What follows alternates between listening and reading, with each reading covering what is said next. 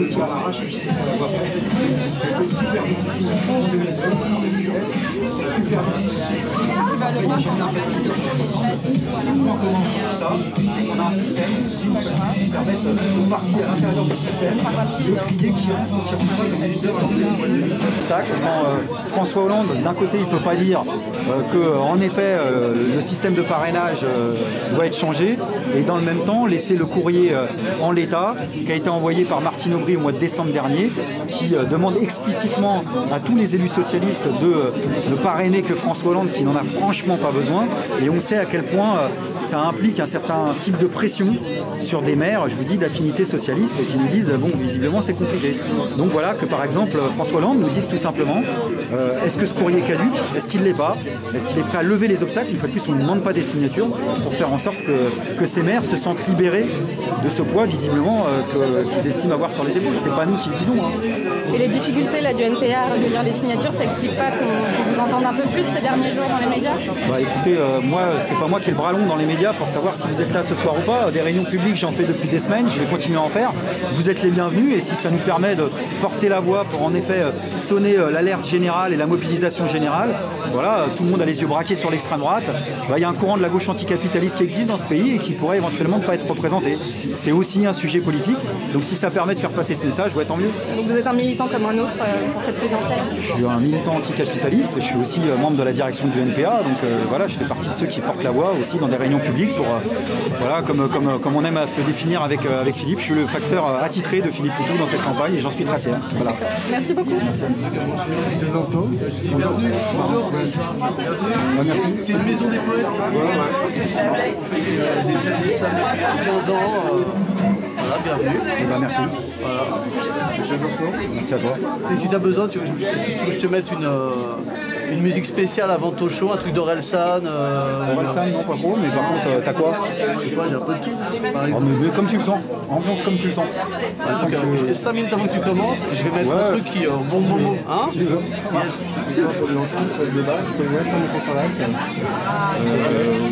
On peut le mettre derrière moi. C'est toute la réunion, là, c'est ça? Et donc voilà. Mais c'est public et c'est ouvert, donc il n'y a pas de problème. D'accord. Non, mais par rapport au micro-travail, vous voulez dire? Non, il n'y a pas de problème, ça marche. On va mettre des chaises comme ça. Oh, c'est bon, tu veux t'asseoir? Tu veux boire un truc? Je veux bien voir. Du jus de gingembre, on fait du jus de gingembre maison ici. Non, ça va, je te prendrai bien de pétillant, c'est ça. Du Perrier, Badois, Perrier. Il firme que je suis sur le terrain depuis longtemps. Ce soir, il y a des journalistes dans la réunion publique qu'on fait, c'est des réunions de quartier, hein, donc c'est pas des grosses réunions. Ça c'est pas, voilà, c'est public, donc tout le monde est bienvenu, mais on n'a pas sollicité particulièrement les médias. Maintenant, comme je vous le disais tout à l'heure, si ça permet de passer un message supplémentaire, notamment sur la question des parrainages et des signatures, c'est une question cruciale pour nous et qui est compliquée, parce que là on en est à 416 promesses de parrainage, donc ça veut dire que voilà, ça se fait à l'arrache, ça va être compliqué, mais ça se jouera d'après nos projections vraiment à quelques voix près. Ah bah nous, on se ferait pas chier à faire tout ce qu'on fait si on n'y croyait pas un minimum, parce que là il y a des centaines de militants qui sillonnent la France, on décroche le téléphone, j'en viens d'avoir une là à l'instant, donc on enfile ça à la perle. Ouais, bien sûr qu'on y croit, mais on a un retour du terrain concrètement de maires qui disent craindre la perte de telle ou telle subvention, donc je crois que vraiment les partis institutionnels mettent beaucoup trop d'obstacles à l'obtention, et voilà, et là ces derniers temps beaucoup ont eu les yeux braqués sur la candidature ou pas du Front National, mais il faut savoir qu'à gauche il y a une candidature, celle de Philippe Poutou, d'un courant anticapitaliste qu'on aime ou qu'on n'aime pas, mais qui malgré tout est présent le restant de l'année, qui pourrait ne pas être présent à quelques voix près, donc c'est pas un petit sujet politique. Donc nous on ne demande pas aux partis institutionnels de nous donner des signatures, c'est pas le genre de la maison, on demande simplement de nous laisser faire notre boulot correctement et qu'on n'ait pas ce retour un peu pénible visiblement d'éventuelles représailles qui seraient donc du coup liées à tel conseil régional, à telle intercommunalité. Vous êtes pour un changement de ce processus? Oui, absolument, on défend ça depuis 2002, nous on propose depuis 2002 un processus de parrainage populaire. Comme voilà. Ça se fait dans d'autres pays. Comme ça se fait dans d'autres pays, après on pourrait discuter du chiffre, de combien de personnes peuvent le faire, mais voilà, là très concrètement on a un système qui permet aux partis institutionnels de trier à l'entrée comme des videurs dans une boîte de nuit, toi tu rentres pas. Et c'est pas un état-major d'un parti politique quelconque de dire toi tu rentres pas. C'est aux électeurs de trancher. Aujourd'hui, quelles sont vos relations avec Philippe Poutou? Vous trouvez que c'est un bon candidat pour le NPA? Dans tous les cas, c'est le bon candidat et je pense qu'il a du cran, il a son authenticité. Et moi, son authenticité, elle me parle d'autant plus que je crois que c'est un peu notre marque de fabrique politique de dire que justement des travailleurs peuvent tenir tête ou chercher à tenir tête, parce qu'on le fait humblement, à des politiciens professionnels qui vivent de la politique, qui connaissent très sincèrement pratiquement rien de nos vies quotidiennes et qui pourtant s'apprêtent à décider pour nous. Bah, Philippe Poutou, lui au moins, il sait ce que c'est que la vie quotidienne de millions de personnes, que ce soit dans les conditions de vie, dans les conditions de travail. Vous disiez tout à l'heure que vous êtes le facteur attitré de Philippe Poutou, vous passez son message, là c'est ça l'objectif d'ici le 16 mars et après jusqu'au premier tour? Oui, l'objectif qu'on s'est fixé depuis le départ d'ailleurs, hein, c'est d'agir de façon complémentaire. Philippe, il a un agenda blindé, plein à craquer, et chose qu'on ne pouvait pas faire en 2007 et qu'on peut se permettre maintenant, bah, c'est de multiplier un peu les espaces de rendez-vous et de faire aussi ces micro-réunions qui sont des réunions qui nous tiennent à cœur, des réunions de quartier, des réunions de comité, pour aller à l'ancienne, discuter comme on veut d'avant. Une dernière petite question, est-ce que vous avez posé des congés pour... Oui, on a parlé d'un mois de congé, c'est vrai? Un mois de congé. Et du coup, ça sera quand? En avril, c'est quand? Oui, c'est sur le dernier mois de la campagne. D'accord, je vous remercie beaucoup. Bonne soirée. Bonne soirée. Des choses à vous dire extraordinaires qui vont nous faire gagner, mais tous, je vous assure. J'ai un message, puisque d'habitude vous êtes postier, hein, vous délivrez des messages, j'en ai un de merveilleux, vraiment merveilleux. Alors, je ne vais pas dans ce tumulte, évidemment, voilà ce que je voulais. On va passer à Montreuil, le problème c'est que là on est en campagne, donc je suis souvent... Oui, non mais je sais, alors je vais vous dire, où véritablement vous voulez me rencontrer, vous me le dites, sinon ces trucs, vous me dites carrément, à Montreuil. je vais être franc. Oui, mais il faut appeler avant pour être sûr que je sois là. Oui, mais si vous n'êtes pas maître de votre calendrier, comment? Vous vous rendez compte, je vais téléphoner, on va me dire quoi? On va me dire qui vous êtes, le truc, pourquoi? Non, chez nous c'est vachement plus tranquille que ça. Ne vous inquiétez pas. Si je vous donne un numéro, c'est que c'est un numéro, vous appellerez. Ce sera, je serai au bout du fil, ou si j'y suis pas, il y a quelqu'un qui vous dira à quel moment on peut prendre rendez-vous. Mais là, sur moi, là, comme ça, je vais vous dire, je vais vous donner un rendez-vous et je vais vous dire une bêtise. Comment ça se passe? Vous avez une secrétaire? Non, pas du tout. Non, donc vous avez quelqu'un, je vais téléphoner. Voilà. Oui, et je vais dire, voilà, j'ai rencontré M. Dosno, hier soir, je veux un rendez-vous avec lui et vous allez me l'accorder. Non, mais même mieux que ça, c'est-à-dire vous allez appeler ce numéro-là en général le lundi, mardi. Lundi, mardi. En général, c'est là où je suis dans les locaux. Oui. Mais je vous dis d'appeler avant parce que si par malheur j'y suis pas, parce qu'il ne faut pas nous en vouloir, mais quand il y a des grèves, on va soutenir vous voyez. Donc voilà, je ne veux pas vous dire de bêtises. Je vais vous donner un numéro. D'accord. Mais j'ai rien pour noter.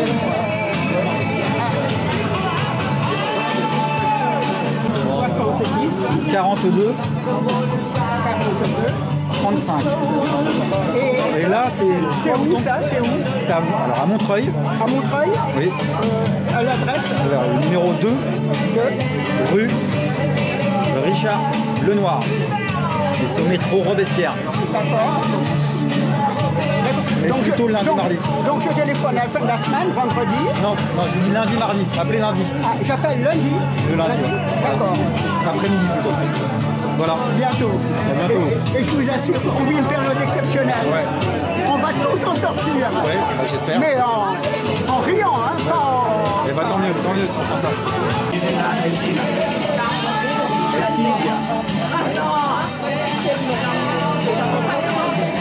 Installer des chaises devant le bureau, on peut commencer dans 5-10 minutes, mais pas comme ça. Je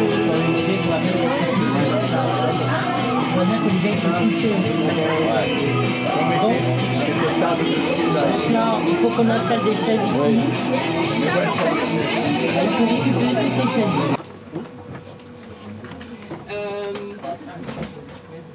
Merci à toutes et tous d'être venus pour débattre avec nous, avec Olivier, sur la crise de la dette actuelle et les crises du capitalisme en général, et puis les réponses que nous proposons d'y apporter au nouveau parti anticapitaliste. Alors avant de commencer ce débat, on a parmi nous Patrick, qui est postier dans le 92, qui fait partie des postiers qui sont en grève depuis maintenant 30 jours. Donc je vais lui donner la parole pour qu'il présente la lutte qu'il mène avec ses camarades en ce moment. Comme vient de le dire Wafa, je suis postier, plus précisément facteur à Nanterre depuis 4 ans maintenant. Moi, pour ma part, en fait, c'est mon premier mouvement de grève. Je pense que je m'en souviendrai longtemps.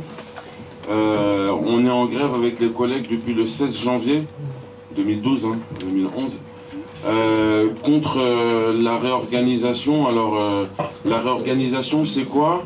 C'est lorsque nos fabuleux patrons décident derrière un ordinateur de se dire « Ah, bon, ben, Nanterre, aujourd'hui, ben, je vais supprimer 4 tournées. » Voilà, comme ça, sous prétexte qu'il y ait une baisse de courrier, une baisse de ceci, une baisse de cela.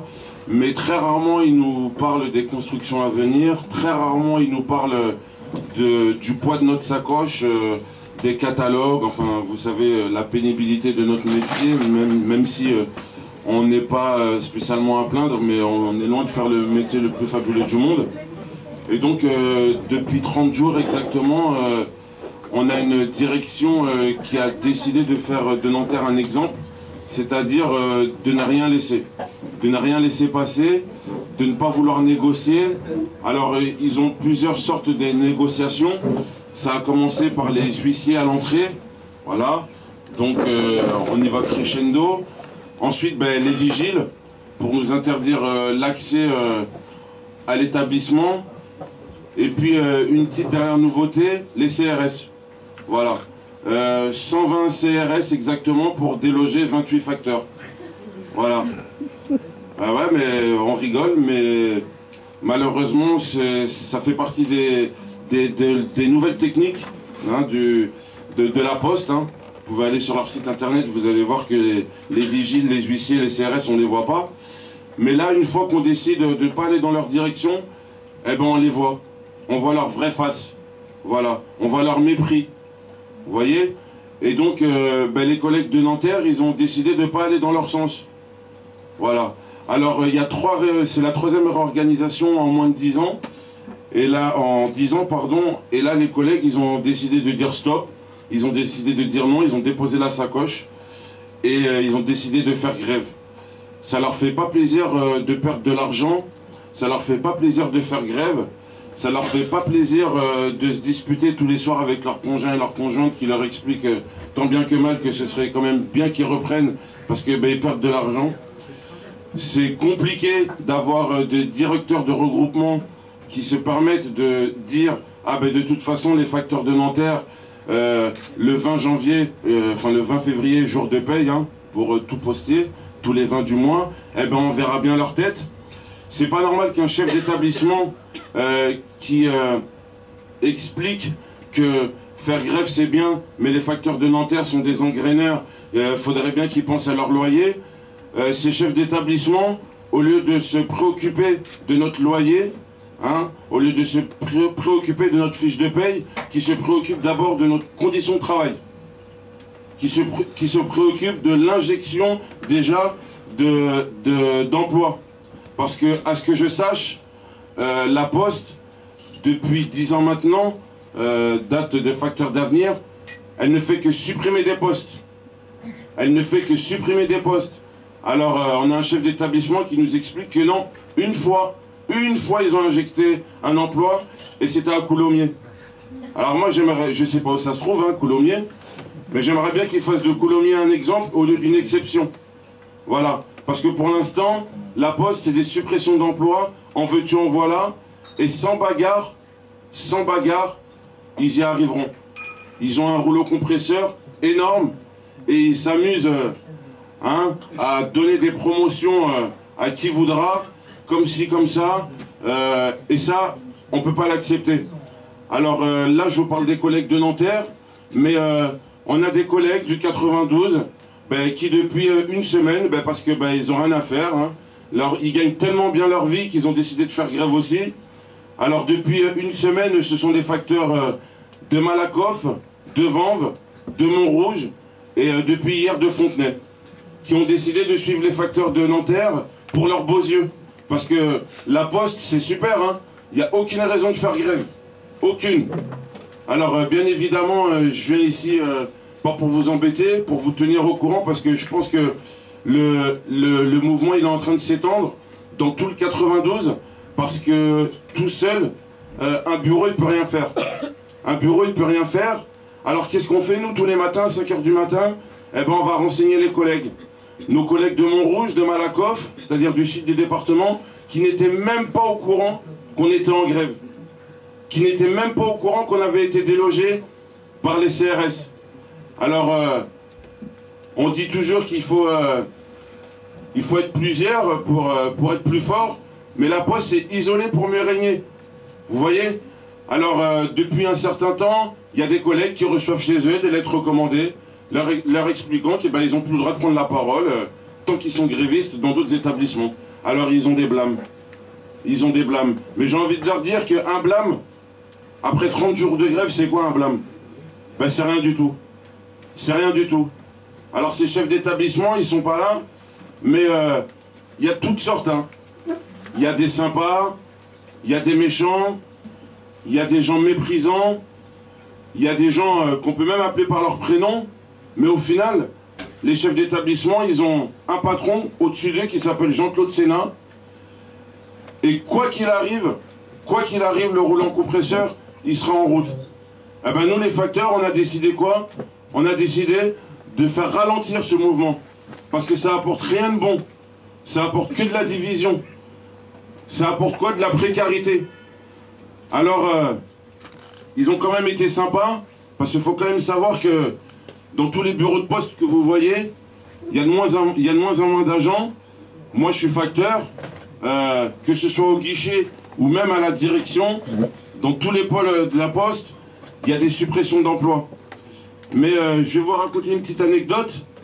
On a eu l'honneur de savoir qu'on allait toucher une prime de 150 € brut, pas par heure, hein, pour 18 mois.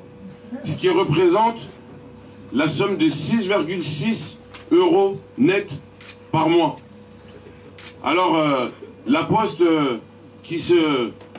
parce qu'ils ont vraiment honte de rien, annonce dans les journaux que la DOTC juste 92, a un chiffre d'affaires qui représente le PNB de la Grèce. Alors, je sais que vous avez parlé de la dette de la Grèce, mais vous imaginez bien, nous, qu'est-ce qu'on leur dit quand ils annoncent qu'ils vont nous donner 150 € bruts? Eh ben, on leur dit de les garder. On leur dit de les garder parce que l'honneur, ça s'achète pas avec quelques euros bruts. Vous voyez ce que je veux dire, messieurs, dames? C'est inadmissible ce qu'ils sont en train de faire. Mais attention, hein, on a de la chance dans le 92, hein, parce que c'est le département en France où Facteur d'Avenir est le moins avancé. Et le moins avancé. Alors on nous explique que dans certains bureaux, c'est parce qu'il y a notre cher collègue Olivier. Ouais, à Neuilly, il est là, Olivier. Mais à Rueil-Malmaison, il n'est pas là, Olivier. À Courbevoie, il n'est pas là, Olivier. À Asnières, il n'est pas là, Olivier. Eh bien, ce qui s'est passé dans tous ces bureaux, c'est que les collègues, ils se sont battus. Ils se sont battus.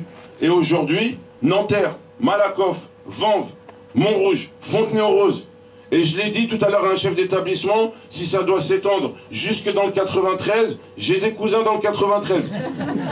Faut pas qu'ils s'inquiètent. Faut pas qu'ils s'inquiètent. Alors, bien évidemment, j'essaye d'utiliser le ton de la rigolade, mais vous imaginez bien qu'avec les payes qu'on gagne, moi je viens faire un appel de solidarité financière, mais pas que. Pas que, en fait. Je viens vous dire quoi? Je viens vous dire que les facteurs dans le 92, et plus précisément dans tous les départements de Paris, eh ben, ils sont en train de se finir. Eh ouais, ils sont en train de se passer des petits coups de fil. Parce que bien évidemment, la boîte, elle est bien intelligente. Hein? Alors, au mois de janvier, ce sera Nanterre. 6 mois après, ce sera l'autre. Pour que les bureaux se sentent isolés. Mais les bureaux, ils ont senti la douille. Ils se sont dit non. Eh ben, à partir de maintenant, on va profiter du mouvement de Nanterre. À partir de maintenant, on ne va plus rester isolé dans notre camp pour se réveiller. À partir de maintenant, on va donner nos revendications. Et la boîte, au lieu de nous donner des rendez-vous et de nous expliquer qu'il ne faut pas qu'on s'inquiète, que nos jours de grève seront échelonnés sur plusieurs mois, on leur dit, gardez-les vos échelonnages. Pas besoin. Nous, on veut négocier. Négocier sur les suppressions d'emplois. La précarité, parce que c'est leur nouvelle technique. Alors les contrats pro sur 6 mois, ensuite les contrats uniques d'insertion, ensuite sur des CDD. À Malakoff, il y a une collègue qui est en CDD depuis 8 ans. Je pense que depuis 8 ans, elle a fait ses preuves. Je ne sais pas ce que vous en pensez. 8 ans, je pense que c'est assez pour faire ses preuves. Mais non, apparemment non. Alors à ce petit jeu-là, la boîte, elle a déjà perdu. Elle a déjà perdu parce que, vous savez, messieurs, dames, vous ne les voyez pas, les collègues, mais moi je suis fier d'eux. Moi je suis fier d'eux. Parce qu'il y a des pères de famille, des mères de famille, il y a des gens qui gagnent rien, et j'en fais partie, et qui ont des loyers astronomiques à payer. Eh bien ces gens-là, au jour d'aujourd'hui, la direction, elle n'ose même plus les regarder dans les yeux. Eh bien pour moi, on a déjà gagné. Pour moi, on a déjà gagné. Parce que quand on rentrera dans le bureau, ce sera notre bureau. Ce ne sera plus le leur. Et ils auront beau changer de chef d'établissement comme ils le font tous les 6 mois, ça ne changera rien. Cette grève, elle restera gravée dans nos mémoires. Parce qu'on ne va pas s'arrêter là. Parce que bien évidemment, à un moment donné, il va falloir aller les visiter, les gens dans les bureaux. Hein? Parce qu'on va leur donner un petit coup de main derrière leur ordinateur. Eh oui, à un moment donné, il va falloir occuper certains endroits. Parce que c'est inadmissible qu'on nous méprise. C'est inadmissible que la direction attende quoi? Attende le jour de paye pour se dire « Ah ben, ça va les sécher, quand ils vont voir ce qu'ils vont gagner, ils vont bien voir. » Les collègues, ils sont déterminés. Déterminés à se faire entendre et déterminés à ne pas se laisser faire. Alors, je le répète, je viens faire un appel à la solidarité financière, mais c'est compliqué ce qu'on est en train de vivre. Moi, c'est la première fois que je fais grève, mais je pense que je ne l'oublierai pas de sitôt. Et en tout cas, ben, merci à vous tous pour votre attention. Merci beaucoup.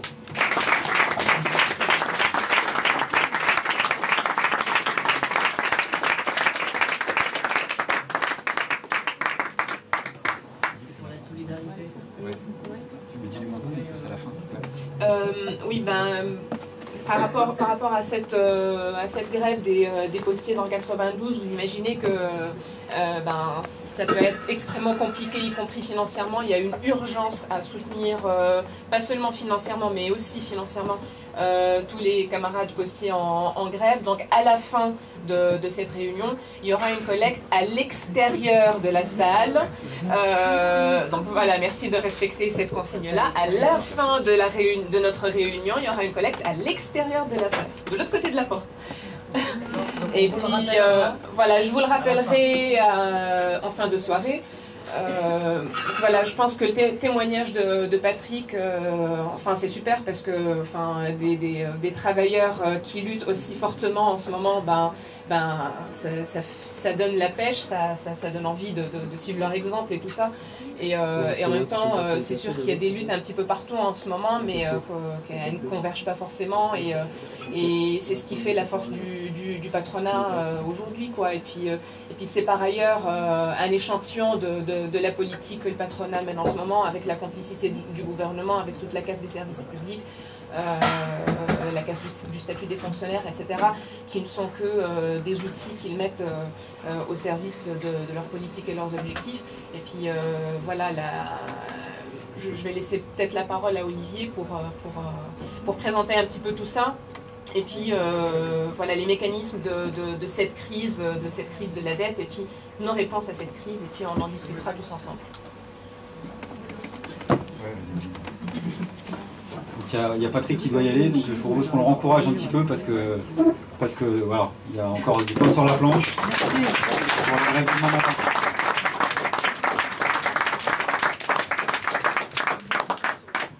Et donc si la collecte on est obligé de la faire à l'extérieur, c'est pas de notre faute en fait, hein. Soyez pas surpris, si on tient à ça, c'est parce que pendant les réunions dans les campagnes électorales, on n'a pas le droit de faire de collecte de ce type-là à l'intérieur, parce qu'après c'est une histoire de compte et tout, et déjà qu'on n'a pas beaucoup d'oseille, donc ce serait con qu'on nous ampute un peu de nos moyens. Donc moi je vais insister un peu justement sur cette séquence sociale et politique pour qu'on ait une discussion ce soir, et électorale donc, puisqu'on est le 14 février, c'est la Saint-Valentin, et Nicolas Sarkozy nous a toujours pas fait sa déclaration d'amour, donc on est dans ce suspense absolument insoutenable de savoir si oui ou non, demain il sera candidat, comment, quelle manière, etc. Donc ça c'est pour le non-événement, mais un non-événement qui renvoie un peu à ce que la campagne est pour l'instant et comment elle se profile, c'est-à-dire que des campagnes électorales décalées, on en a déjà connu, je pense que c'est presque pratiquement devenu une marque de fabrique. des campagnes électorales qui sont quasiment à l'ouest de nos préoccupations, on en a déjà connu, mais là je crois qu'on est en train de vivre une campagne électorale pour l'instant qui est carrément hors sol, qui est devenue à elle seule un espèce de grand paradoxe, qui est même une succession, une cascade de paradoxes ambulants. Le premier des paradoxes, c'est qu'il y a une crise économique qui a débuté en 2008, on en voit les conséquences concrètes, et d'où, dans nos conséquences immédiates et quotidiennes, c'est quoi? C'est l'emploi, c'est les salaires, c'est la précarité, c'est le logement, c'est les services publics qui sont en train de se dégrader, c'est comment on se soigne, comment on se déplace. Et bien tous ces sujets de préoccupation qui bousillent à peu près dans notre chair 90% de notre temps, et ben c'est inversement proportionnel les préoccupations électorales. C'est pas le sujet de la discussion. C'est le premier des paradoxes. Mais je vous dis, on y est habitué, mais là, quand même, ça va très loin. On a maintenant des candidats, des partis politiques qui vivent dans des vraies bulles. Donc il y a Roselyne Bachelot qui défend le bilan positif, social, extrêmement fort du gouvernement. On a même Nora Berra qui, sur son blog, vous l'avez peut-être vu, a quand même grande consigne, pleine de bon sens, a expliqué, je cite, que en période de plein froid, elle suggérait aux SDF, écoutez bien, de ne pas sortir, quand même le faire. Donc vous dire que quand même, entre leur monde et le nôtre, quand je dis le nôtre, celui de 99% au sens des indignés, il y a quand même un gros paradoxe. Deuxième des paradoxes, c'est qu'il se passe plein de trucs dans le monde. On a un monde qui est en train de basculer, il y a plein de changements en cours, il y a des interventions militaires, il y a des révolutions dans les pays arabes, il y a un massacre en Syrie, et le monde a tellement du mal à s'inviter dans cette campagne électorale.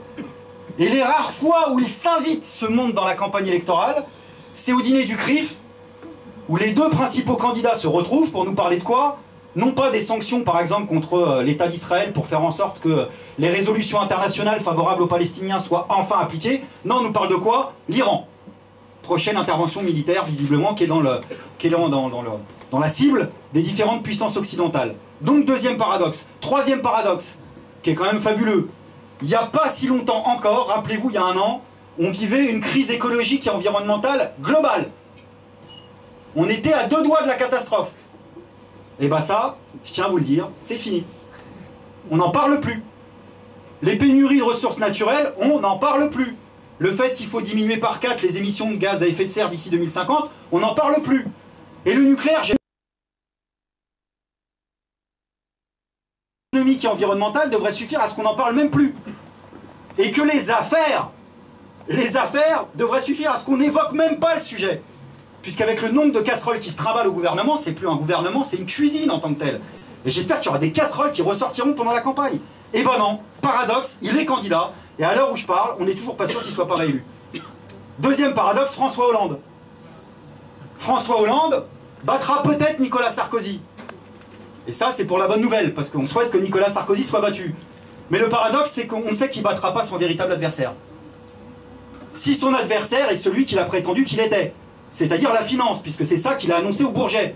Or, un candidat qui dit mon adversaire c'est la finance, et qui, un mois avant, explique qu'il veut donner du sens à la rigueur, c'est qu'il y a un problème entre les deux.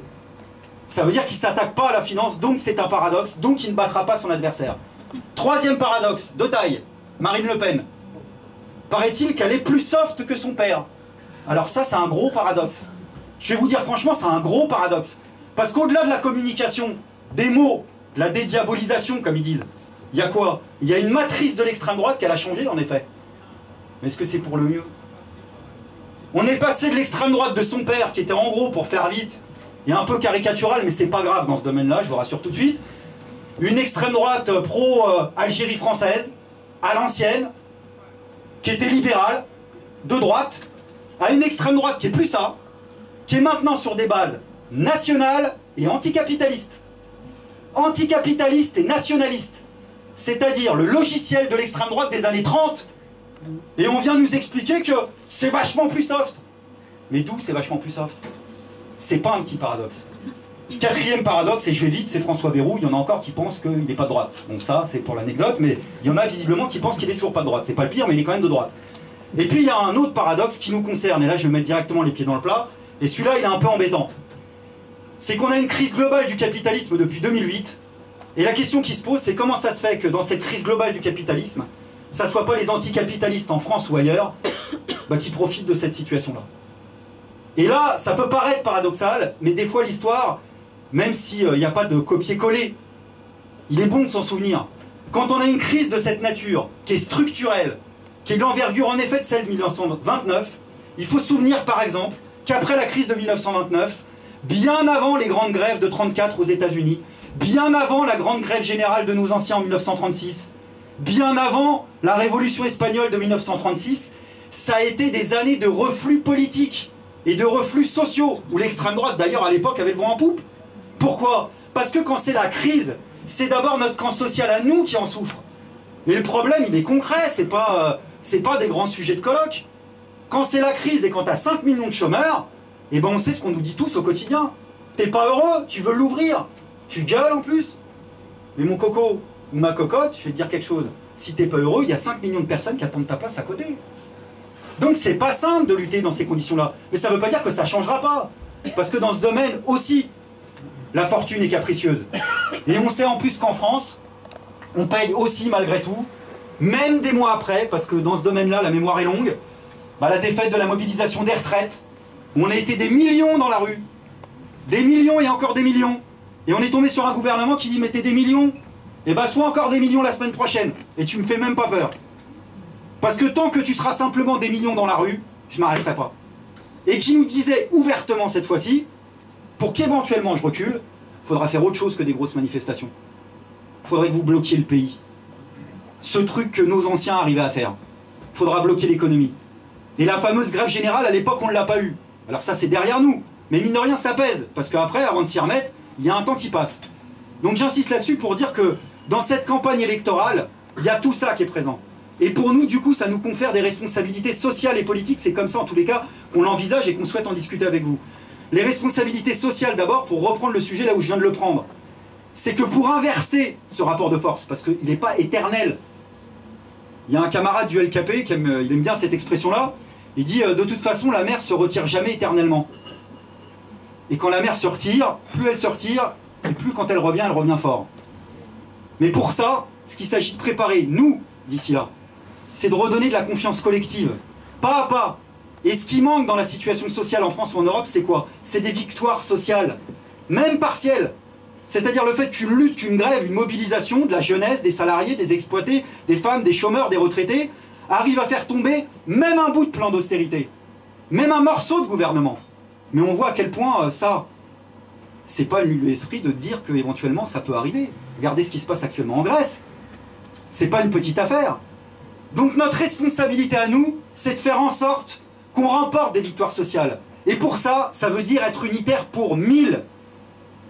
Et faire en sorte qu'on anime des résistances sociales de façon unitaire, sans sectarisme, sur les questions essentielles, les salaires, les licenciements, la dette publique, la question de l'immigration, du racisme, la solidarité avec les révolutions arabes, avec la Syrie, avec la Grèce, pour reprendre ce sujet-là. Parce que la solidarité, là, maintenant, avec le peuple grec, elle a des répercussions politiques. Parce qu'elle implique, pour nous, une responsabilité, mais pas simplement en France, de permettre au peuple grec de remporter une victoire sociale et politique dans les semaines à venir. Parce que c'est possible. Ils nous disent tous, là, à la télé, en ce moment, le Parlement grec a voté. Ben, Léo Ferré disait déjà à l'époque, en 69, ils ont voté, et puis après? Et puis après, qu'est-ce que ça va changer, le vote du Parlement, qui est devenu une succursale du Fonds monétaire international, de la Banque centrale européenne et du système bancaire européen? La légitimité, elle est du côté de la rue. On dit, il y a des casseurs, mais de quoi ils parlent? 100 000 personnes qui partent à l'assaut du Parlement, parce que c'est ça qu'ils ont fait. Et qui vont en famille en plus. Parce que la révolte, elle est présente. Donc la convergence des luttes au niveau social, ce travail militant à faire, je dirais, de façon connectée entre la gauche sociale et la gauche politique, c'est des objectifs sur lesquels il faut faire, c'est notre responsabilité sociale. Il y a aussi une responsabilité politique, parce que j'anticipe tout de suite des critiques qui nous sont souvent faites en disant « mais eux, ils sont donc sur le terrain social, résister, ça suffit pas, s'opposer, ça suffit pas ». C'est vrai, ils ont raison, ça suffit pas. Mais c'est bien aussi de savoir s'opposer. Petite parenthèse. Parce que dans les résistants face à la droite, il y a les résistants de la dernière heure, il y en a un paquet là. Ils étaient tous contre la droite, à mort et tout. Nous, on est des résistants de la première heure. Donc résister, il faut savoir aussi le faire, mais c'est vrai que ça suffit pas, il faut proposer, offrir une alternative globale. Et pour nous, ça veut dire quoi? Ça veut dire que dans le cadre de la crise économique actuelle, il y a une situation d'urgence sociale. Et qui dit situation d'urgence sociale, dit situation d'exception sociale. Quand il y a une catastrophe naturelle, quand il y a une guerre, eh ben les pouvoirs publics ils décrètent des états d'exception, des états d'urgence, pour prendre des mesures immédiates. Alors, la question qu'on pose, c'est pourquoi on ne prend pas, en France comme partout en Europe, on ne décrète pas l'état d'urgence sociale pour rendre le droit à l'emploi, le droit au travail, le droit à l'existence prioritaire sur le profit. Et faire en sorte, en effet, qu'on impose une loi d'interdiction des licenciements, qu'on augmente les salaires, qu'on ait l'allocation d'autonomie pour les jeunes, qu'on ait le développement des services publics. Mais ça implique en effet réinjecter 3 trucs qui manquent dans cette campagne et qu'avec nos petits bras musclés, humblement, parce qu'on n'a pas pris la grosse tête, on va essayer d'injecter parce qu'on pense que ça manque à grosse dose. C'est de l'anticapitalisme, c'est de la démocratie sociale, et puis c'est de l'internationalisme. De l'anticapitalisme et du vrai. Et nous, on ne tourne pas autour du pot. Parce que la petite musique, alors je ne parle pas de la droite c'est réglé. Hein. Ça a été la crise économique, ils ont fait des gros bisous aux plus riches et aux plus privilégiés pendant 5 ans. Qu'est-ce qu'ils proposent de faire? De faire la même chose. Et en plus fort encore.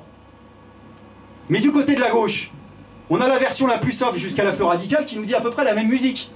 C'est la crise. Alors ce qu'on va faire, c'est qu'on va taxer le capital à hauteur du travail, dans un espèce d'effort partagé. Alors il y a la version pas franchement partagée, il y a la version plus partagée, mais c'est toujours une version partagée. Mais nous on dit, mais pas parce qu'on est anticapitaliste, parce que ça nous paraît simplement de bon sens. Pourquoi des gens, c'est-à-dire des exploités, des opprimés, des salariés, une majorité de la population pour être encore plus clair, qui n'est pas responsable de la situation actuelle, devrait payer cette situation?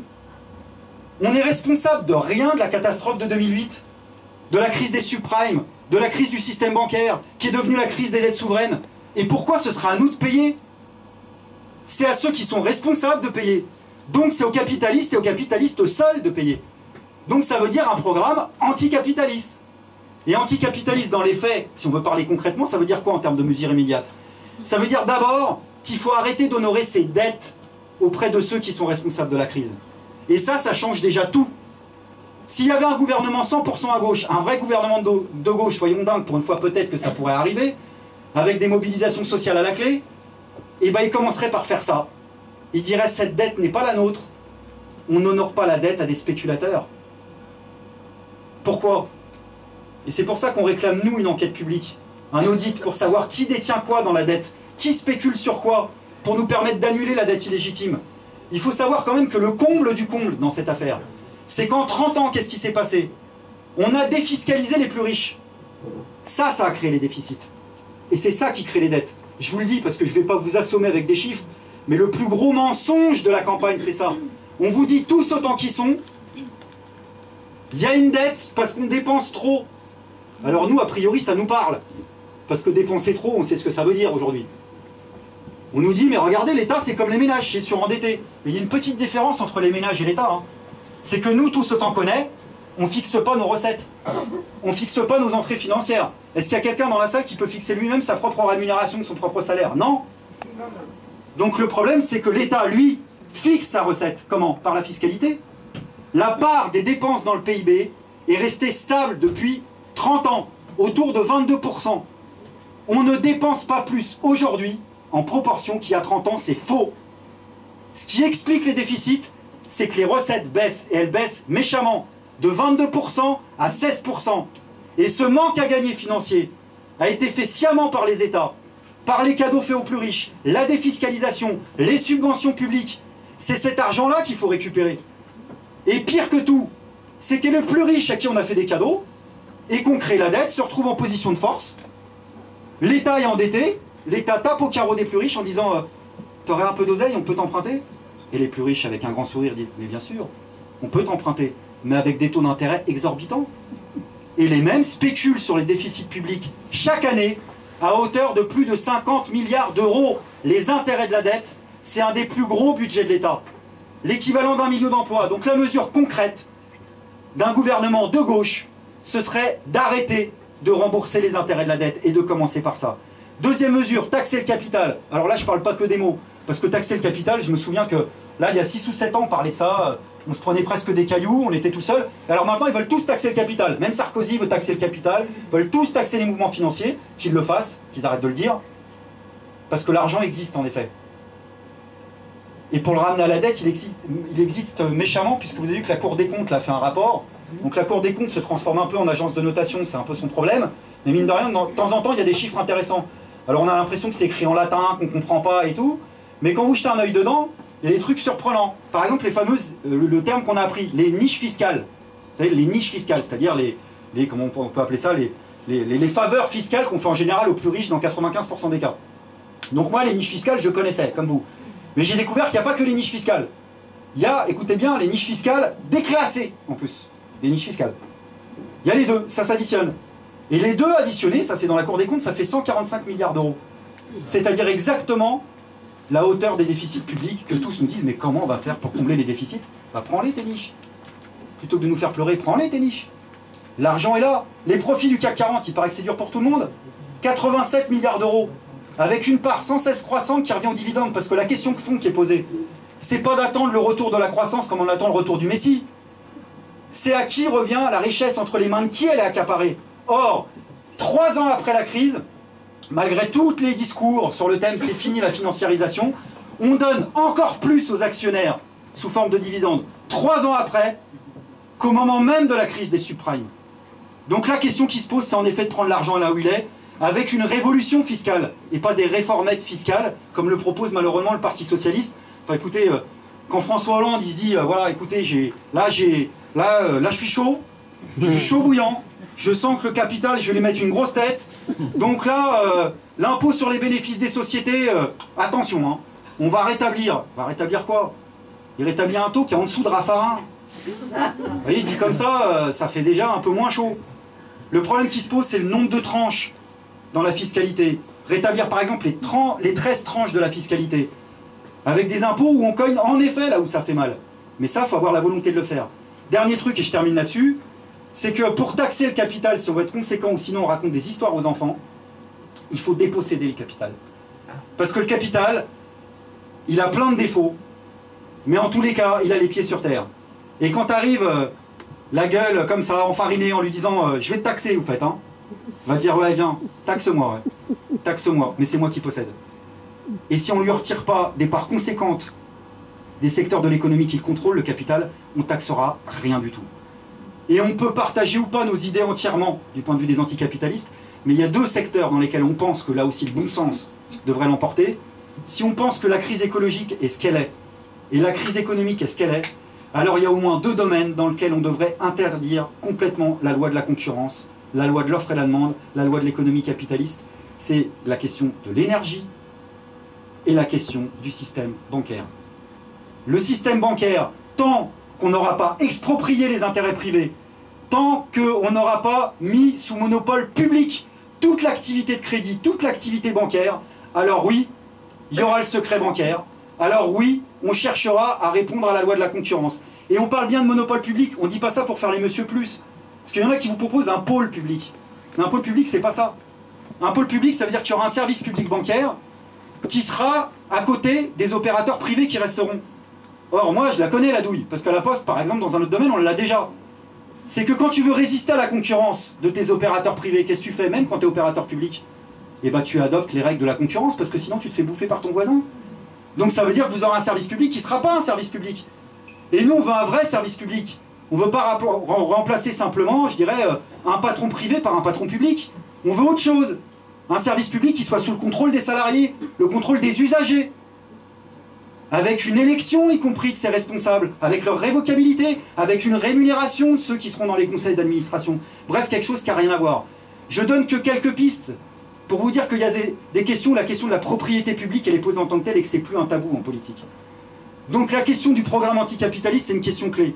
Mais nous, on la lie aussi à la démocratie sociale. Et là, c'est le sens de la candidature, y compris qu'on donne à Philippe Poutou, notre candidat, comme individu. Et c'est pour ça que pour nous, c'est important d'avoir ces satanées signatures, parce que finalement, c'est lié.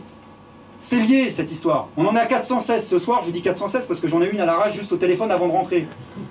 Et là, ils sont tous sur l'extrême droite. Est-ce que Marine Le Pen aura ses signatures? Bon, écoutez, quand Nicolas Sarkozy dit dans la presse elle aura ses signatures, je pense qu'a priori, il n'y a plus trop de soucis à se faire pour elle. Mais alors, que les anticapitalistes n'aient pas de candidats, bon, visiblement, même du côté des partis de gauche, ils sont où? Surtout que les mêmes partis de gauche, pour l'instant, ils sont en train de faire des obstacles. Nous, on ne demande rien. On ne demande pas des signatures. Par contre, on a des centaines de militants qui sillonnent toute la France pour obtenir ces signatures. Et des maires qui leur disent, on aimerait bien, parce que c'est vrai que même si on n'est pas d'accord avec vous, vous êtes d'utilité publique. Qu'on vous aime ou qu'on vous aime pas, vous êtes présent le restant de l'année. Mais voilà, j'ai peur de perdre telle ou telle subvention du Conseil général, etc. Donc nous, ce qu'on demande, c'est qu'il faut lever ces obstacles-là et arrêter de faire pression. Parce que sinon, ça voudrait dire quoi? Qu'un des rares candidats, qui n'est pas un politicien professionnel, en plus, n'aurait pas le droit de se présenter à l'élection présidentielle. Parce que la plupart des autres candidats, ils s'apprêtent, et ils le disent avec fierté en plus, hein, ils disent « Aie confiance, vote pour moi, je vais régler les problèmes à ta place, je vais régler les problèmes qui te concernent. » Mais qu'est-ce qu'ils connaissent de notre vécu quotidien, tous autant qu'ils sont? Rien. Et pourtant, ils ont la prétention de régler nos problèmes quotidiens. Et un des rares qui sait de quoi il parle quand il parle des conditions d'existence et des conditions de travail, il n'aurait pas le droit de se présenter.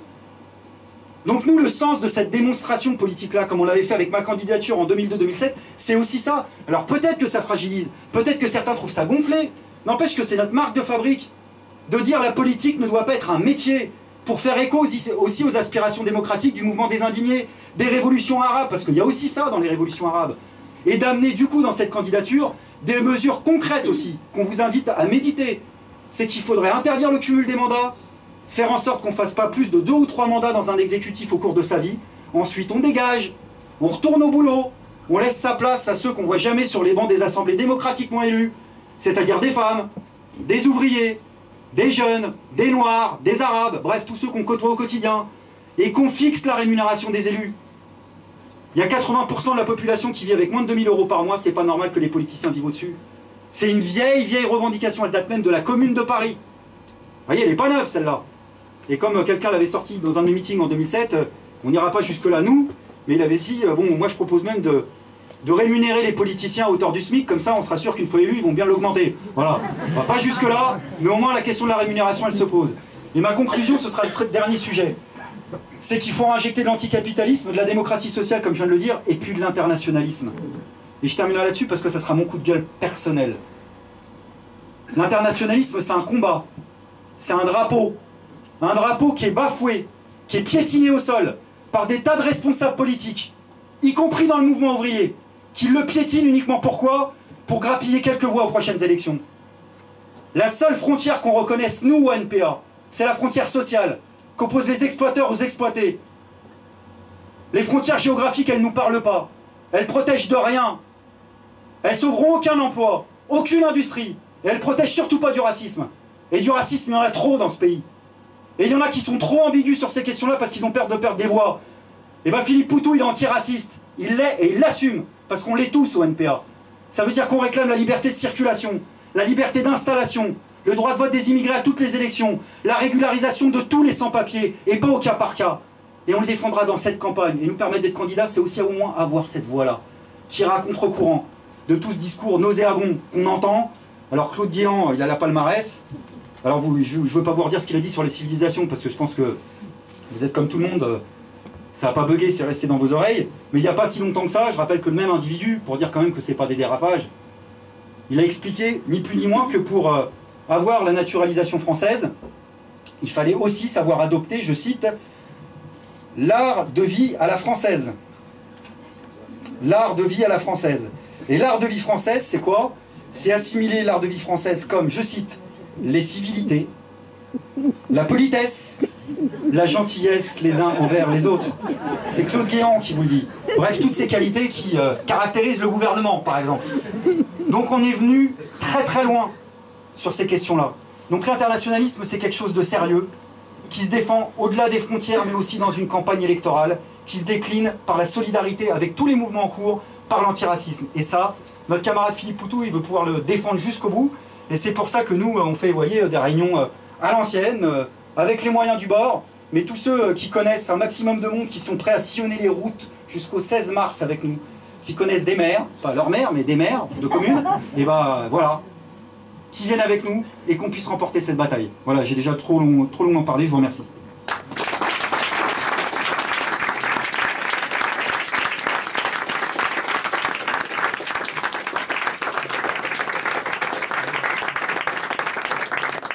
Jugé de ma civilité. Je suis révolutionnaire, il ne le sait peut-être pas, Béant, c'est pour ça que je dis. Donc on va enchaîner avec un débat là-dessus, donc n'hésitez pas à prendre la parole.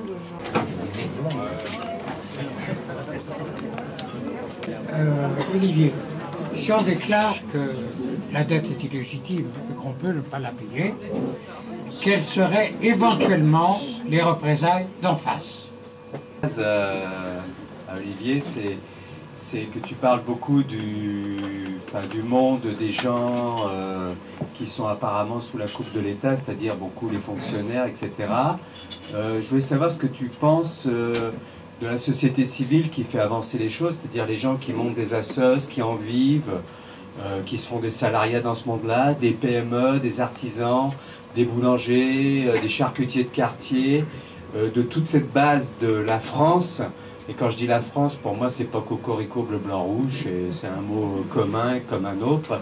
Je veux savoir, parce que là, dans le discours, ça apparaît jamais, comment on peut être révolutionnaire et être en accord avec des gens qui, a priori, ne sont pas révolutionnaires, mais qui ont des fois des propos détonnants et intéressants et qui vivent tous les jours près d'autres gens qui sont syndiqués, qui sont plus engagés politiquement. Alors, rebonjour. Donc moi, ce qui m'intéresse, vu que je connais pas ton programme, tout ça, ce que j'ai entendu, moi, un truc, c'est que tu dis que... J'ai entendu, il me semble, peut-être que je me trompe, hein. J'ai entendu dire que de toute façon, tu veux pas régner, tu veux pas être au pouvoir. Tu vois ce que je veux dire? Donc ça, c'est intéressant, ce truc-là. C'est... comment... Tu vois, le truc, c'est... Est-ce que ça serait pas une meilleure manière d'agir, tu vois, et de drainer des gens dans le mouvement, la cause, l'énergie, en disant quand même, tu vois, on veut régner, quoi, tu vois, on veut diriger le queutru pour faire marcher le truc, quoi. Parce que moi, ma mère, elle est pas mère, mais c'est ma mère. Ma mère, tu vois, elle dit, ouais, mais de toute façon, ils veulent pas gouverner, quoi. Donc, tu vois ce que je veux dire? Donc ça, est-ce que tu as réfléchi là-dessus? Faudrait pas faire semblant, par exemple. Faire semblant de vouloir, tu vois ce que je veux dire, hein? Est-ce que ça, t'aurais pas plus de pinko? Des mères, ni sa mère. C'est tout con, c'est juste comment on fait pour les gens comme moi, qui ne veulent pas travailler, car travail est une torture, c'est de là vient le mot, qui se fichent pas mal de la retraite à 60 ans parce que j'ai pas l'intention de mettre mes pieds dans une usine, faut pas rêver. Je l'ai fait, ça, ah là là là là, c'est un truc de torture. Et qui veulent être artistes, mais que les lobbies, comment ils appellent ça, la télé, tout ça, soi-disant c'est culturel ou je sais pas quoi. Et donc on est enfermé dans Pascal Obispo, Calogero et compagnie. Moi je veux être artiste, je ne veux sûrement pas travailler, ça me dérange pas de me salir les mains. Il y a quelqu'un qui veut faire de la tapisserie, c'est gratuit, j'en ai rien à foutre. Mais il ne faut pas compter sur moi pour aller gagner 1000 €, enfiler 1005 à un État, quel qu'il soit, quel que soit le parti ou quoi qu'il y ait. Hors de question que j'aille bosser. Littéralement, le travail n'est pas pour moi. Je veux bien œuvrer, mais pas travailler. Elle est un peu bien œuvrer, pas travailler. C'est une question con, mais ouais. D'abord, comment tu vois les conséquences directes de la situation en Grèce ici en France, en ce moment, aujourd'hui? Et la deuxième, c'est comment tu vois l'articulation entre la crise écologique mondiale et la crise économique et fiscale mondiale? Comment est-ce qu'on peut articuler les revendications politiques avec les revendications de type écologique? On n'aime pas ce que vous dites, c'est parce qu'on ne voit pas, en fait, on voit pas grand-chose avec les lumières de nos amis journalistes, là. D'abord, je ne sais pas si j'ai droit, mais merci, c'est cool.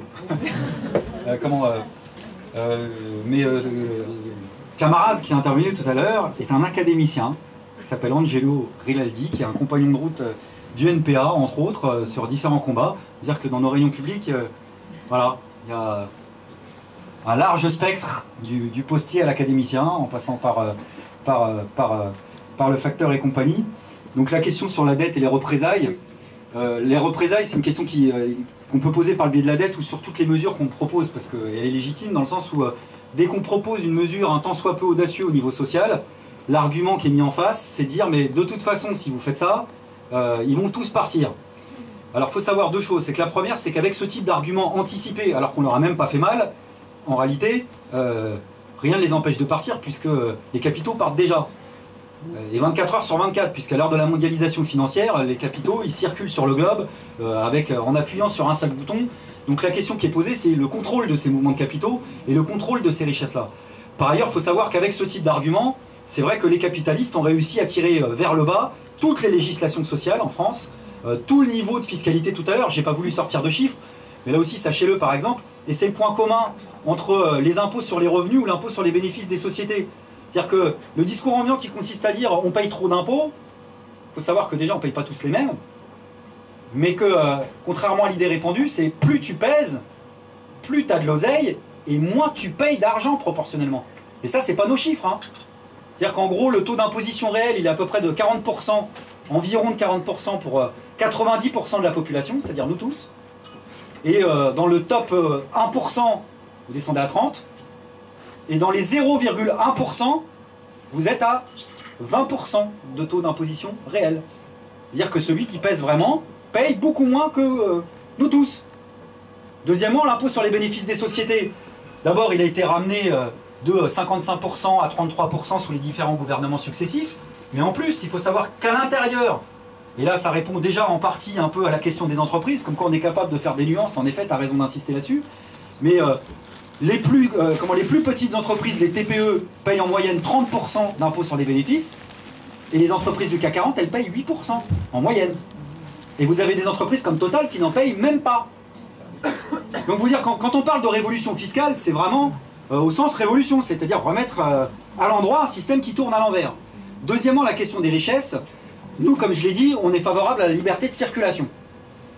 Donc ça veut dire que s'il y avait un gouvernement anticapitaliste un jour dans ce pays, des familles très riches qui ont envie de partir en Suisse, elles auraient le droit de partir en Suisse parce qu'on est pour la liberté de circulation, même pour les riches comme pour les travailleurs sans papier. Ils partiront avec une partie de leurs biens, probablement, et leur famille. Mais simplement une partie de leurs biens.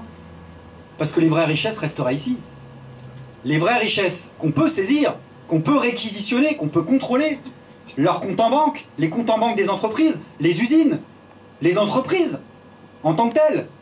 Les richesses de ce pays, c'est notre travail à tous, c'est notre savoir-faire, qu'il soit manuel ou intellectuel, quelle que soit la façon dont on œuvre ou dont on travaille. Je veux dire, c'est ça qui permet à une poignée d'individus de s'approprier de nos richesses. Qu'on vende notre force de travail manuelle ou intellectuelle, qu'on soit prolétaire dans ce sens marxiste du terme, qu'on soit des prolétaires manuels ou intellectuels, c'est nous qui produisons les richesses. Le problème, c'est que c'est pas nous qui les possédons. Mais il n'y a rien qu'empêcherait, par exemple, de dire qu'en cas de telle mesure, eh ben, la famille capitaliste se barre. Ben, c'est pas grave, on garde son usine. Sauf que ce qu'on a déjà vu concrètement, pour parler concret, c'est des troupes de CRS aller à l'entrée d'une... Parce que moi, j'ai déjà vu ça en live. Et ça m'a fait mal, dans tous les sens du terme d'ailleurs. Devant les salariés de Reynolds. Des CRS taper sur les ouvrières pour rentrer dans l'usine, récupérer les chaînes de montage pour les redonner à leurs actionnaires. Et pour faire en sorte que ça soit délocalisé. C'est vrai que là, communément, on voit rarement des équipes de CRS à l'entrée des boîtes en disant aux actionnaires, tu prendras jamais la chaîne de montage. Mais tout ça pour dire qu'au fond, c'est une question de choix politique. Et ces richesses, oui, bien sûr. La question qui est posée, c'est comment on fait pour les contrôler. Alors, du coup, c'est pas simple. Il faut l'assumer en tant que tel. Et là, c'est une discussion qui concerne aussi la gauche radicale. Parce que tous ceux qui disent, ouais, voilà, on va le faire... en gros, on va vous le faire à l'ancienne. On va vous le faire à l'envers, même. Tiens, je vais prendre le capitalisme, je vais lui faire, hop, coup de Majax, t'as plus, t'as rien vu. Ben non. C'est pour ça que la question de la propriété, elle est posée systématiquement et qu'on est obligé de lier, que ça soit sur les licenciements, la dette, ces questions-là. Et la question de l'audit sur la question de la dette, la question de l'enquête publique, elle nous permet aussi cette question démocratique élémentaire. Et c'est pour ça que les collectifs unitaires, dans ce sens-là, sont nécessaires. C'est de dire en partie, ici et maintenant, on va mettre notre nez dans leurs affaires. On veut voir qui possède quoi. C'est aussi une façon très subversive de poser la question de la propriété. Sur la question des PME, PMI, je commence à le dire en partie, c'est clair que nous, à partir du moment où on est sorti un petit peu des réseaux militants habituels, et qu'on a commencé à s'adresser à des millions de personnes, on a été en effet confronté, mais dans le bon sens du terme, à tout un milieu qui n'est pas forcément salarié, qui peut être artiste, qui peut être artisan, qui disent voilà, nous on partage vos idées, et je veux dire, nous on ne demande pas... on ne demande ni les cartes d'identité, ni les comptes bancaires de qui que ce soit pour nous rejoindre. C'est pas le genre de la maison. Et puis par ailleurs, on sait, je veux dire, nous on est pragmatiques, hein, que ça soit dans les quartiers ou ailleurs. Alors pour nous, ça peut pas être une solution, parce que porter comme solution, pour nous, ce serait une illusion de le penser. Mais tous ceux qui disent en gros, j'en ai tellement ras-le-bol des patrons que je vais monter mon petit truc pour plus avoir personne sur le dos, les mecs, c'est pas des traites pour autant. Et puis je veux dire, on est tellement pragmatique qu'en militant par exemple sur la loi d'interdiction des licenciements, moi j'ai déjà été confronté dans des petites entreprises à des patrons qui me disaient, écoute, moi t'es mignon, mais moi j'ai vraiment plus d'argent dans mes caisses. Et c'est vrai. Et le mec, on n'allait pas le prendre à un croc-de-boucher, parce que c'était vrai. Donc le problème, c'est comment on fait au sein du monde de l'entreprise pour responsabiliser et ponctionner les plus grandes entreprises par rapport aux plus petites. Et là, par contre, il y a un discours qu'on ne partage pas, où là aussi on raconte des histoires aux enfants, parce que le patronat, évidemment, il nous envoie jamais les gros calibres du CAC 40. Hein. Dans les émissions de radio, tu as toujours le mec de la PME qui part pour défendre, malgré lui ou pour lui, le MEDEF. Alors qu'il ne sait pas qu'il creuse sa propre tombe. Parce que dans 60% des cas, les PME et les PMI derrière lesquels on met un peu tout et n'importe quoi, parce que de 0 à 500, c'est déjà pas la même chose. Hein. Un mec qui a 3 salariés et puis qu'on a 499, c'est déjà plus tout à fait la même ambiance. Mais derrière les PME, PMI, dans 60% des cas, on a un donneur d'ordre unique qui est un gros groupe. Ça veut dire que ces boîtes-là, elles n'ont plus accès au marché. Elles n'ont plus accès à nous comme consommateurs. Les petites entreprises qui ont accès à nous comme consommateurs, type ceux que tu as cités, c'est en effet les très petites entreprises. Et là, on peut discuter de telle ou telle aide, de responsabiliser fiscalement les plus grandes, etc. Là-dessus, on est capable de trier, de cerner. Et en effet, c'est une question sur laquelle nous, on a réfléchi, notamment sur la question des licenciements, où on dit qu'une loi d'interdiction de licenciement, ce serait d'interdire notamment les licenciements dans les entreprises qui font des bénéfices, que si les capitalistes veulent se barrer, qu'on réquisitionne publiquement ces entreprises, et que dans les autres entreprises dont je parlais, on fasse dans ce cas-là, parce que c'est pas non plus, quand il y a une boîte qui ferme à cause de la crise économique, aux salariés de payer la facture, qu'on instaure une nouvelle branche de la sécurité sociale qui permette aux salariés concernés, en cas de fermeture, de perdre, qu'il n'y ait pas de rupture de contrat de travail, de ne pas perdre leur rémunération, de ne pas perdre leur qualification, et que le fonds de cette nouvelle branche soit financé 100% par le patronat, pas par les pouvoirs publics, et là qu'on fasse payer les plus grosses boîtes. Donc je ne réponds pas à tout là-dessus parce que c'est un sujet en tant que tel, mais en tous les cas, dire qu'on est capable de faire la part des choses. Sur la question du pouvoir, alors c'est clair que nous, on nous a fait passer pour des... Il y a deux problèmes en un, c'est souvent comme ça, mais on a eu tendance, au nom d'un vrai problème, à nous faire passer pour des losers. Car en gros, bon, ils sont sympas, ils disent des choses intéressantes, mais de toute façon, ce qu'ils disent, c'est du témoignage. Parce que ce qu'ils veulent, limite, c'est perdre. Bon, nous, si on fait tout ce qu'on fait, et je vous assure que la chemise, on la mouille, c'est parce qu'on croit à nos idées. Et si on croit en nos idées, c'est parce qu'on a envie qu'elles soient appliquées, qu'elles gouvernent, qu'elles soient appliquées dans le cadre d'un gouvernement anticapitaliste sur des questions sociales ou environnementales.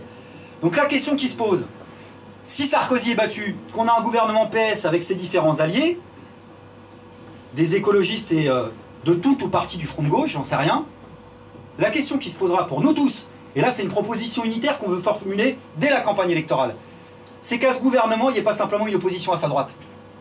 Il y ait une opposition unitaire à sa gauche cette fois-ci, sociale et politique, qui soit issue du mouvement social, et dans lesquelles les forces politiques qu'ils souhaiteront s'impliquent. Le NPA en sera, en tous les cas je le souhaite.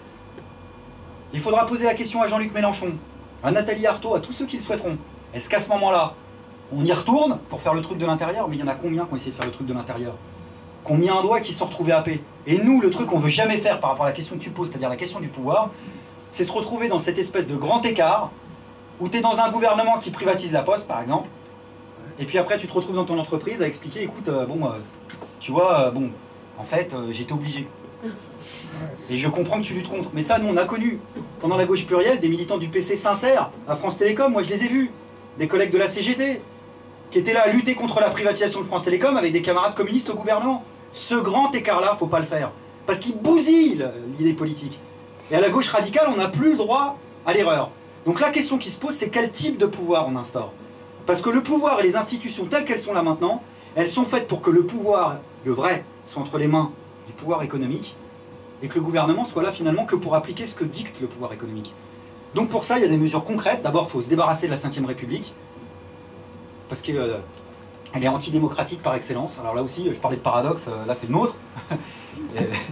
On présente un candidat à l'élection présidentielle et on propose d'abolir la fonction présidentielle. Voilà. Mais je vous assure que c'est la moindre des choses. C'est la moindre des choses. Parce que la fonction présidentielle, c'est une fonction exorbitante qui permet à un individu d'avoir tous les pouvoirs secrets dans l'Élysée, notamment avec la France-Afrique, qui a le pouvoir d'appuyer sur le bouton nucléaire. Je rappelle toujours qu'en 2002, Le Pen arrive au deuxième tour, ça devrait faire réfléchir. Et puis avec des institutions, il n'y a même pas de proportionnel intégral. Donc on a des gens à l'Assemblée nationale qui représentent qu'eux-mêmes. Vous vous souvenez du traité constitutionnel européen? Donc la question qui se pose, c'est des mesures concrètes. Et on devrait avoir par exemple des droits concrets, je parlais de rémunération, mais même en termes de révocabilité des élus. Et révocabilité, c'est pas un gros mot. Ça voudrait dire par exemple qu'on pense, si un élu ou une élue ne respecte pas le mandat qu'on lui a donné, on devrait pouvoir revoter en cours de mandat. On pourrait avoir sur un droit pétitionnaire, après on peut discuter de l'importance, je sais pas, un tiers d'une circonscription, un quart, je m'en fous, on discute un cinquième. Des électeurs qui pensent que leur mandat a été bafoué, la possibilité de solliciter un nouveau suffrage. C'est ça la révocabilité. Donc il faut réfléchir à un pouvoir partagé. Donc nous on est tellement partageurs qu'on pense que les richesses doivent être partagées, le pouvoir lui aussi doit être partagé, et tant qu'il ne sera pas partagé, il donnera beaucoup d'ivresse à beaucoup de monde.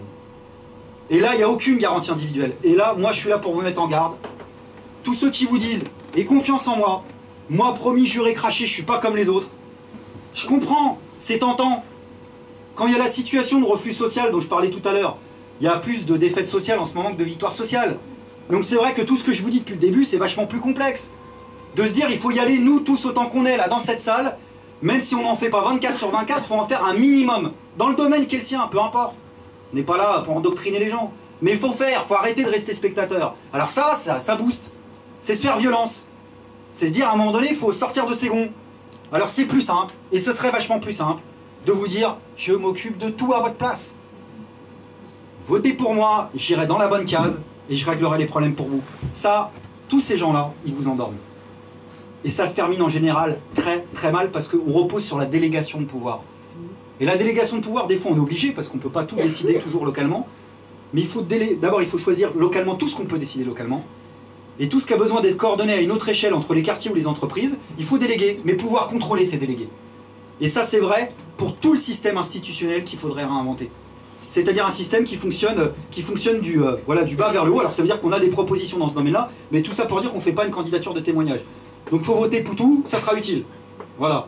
Et quitte à pas voter utile, parce que je sais, hein, on va pas me la faire, qu'il y en a déjà qui commencent à transpirer en se disant merde, machin, ouais, avec le cœur, mais bon, tu comprends. Bah, à tous ceux-là qui se disent, quitte à pas voter utile, bah votez le plus à gauche possible.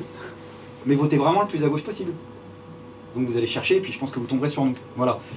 Sur la Grèce, sur les conséquences sociales et politiques de la Grèce ici en France, enfin d'abord, les conséquences elles sont économiques. Je dis ça parce que je parlais de la Société Générale et de la BNP qui s'engraissent sur le dos du peuple grec.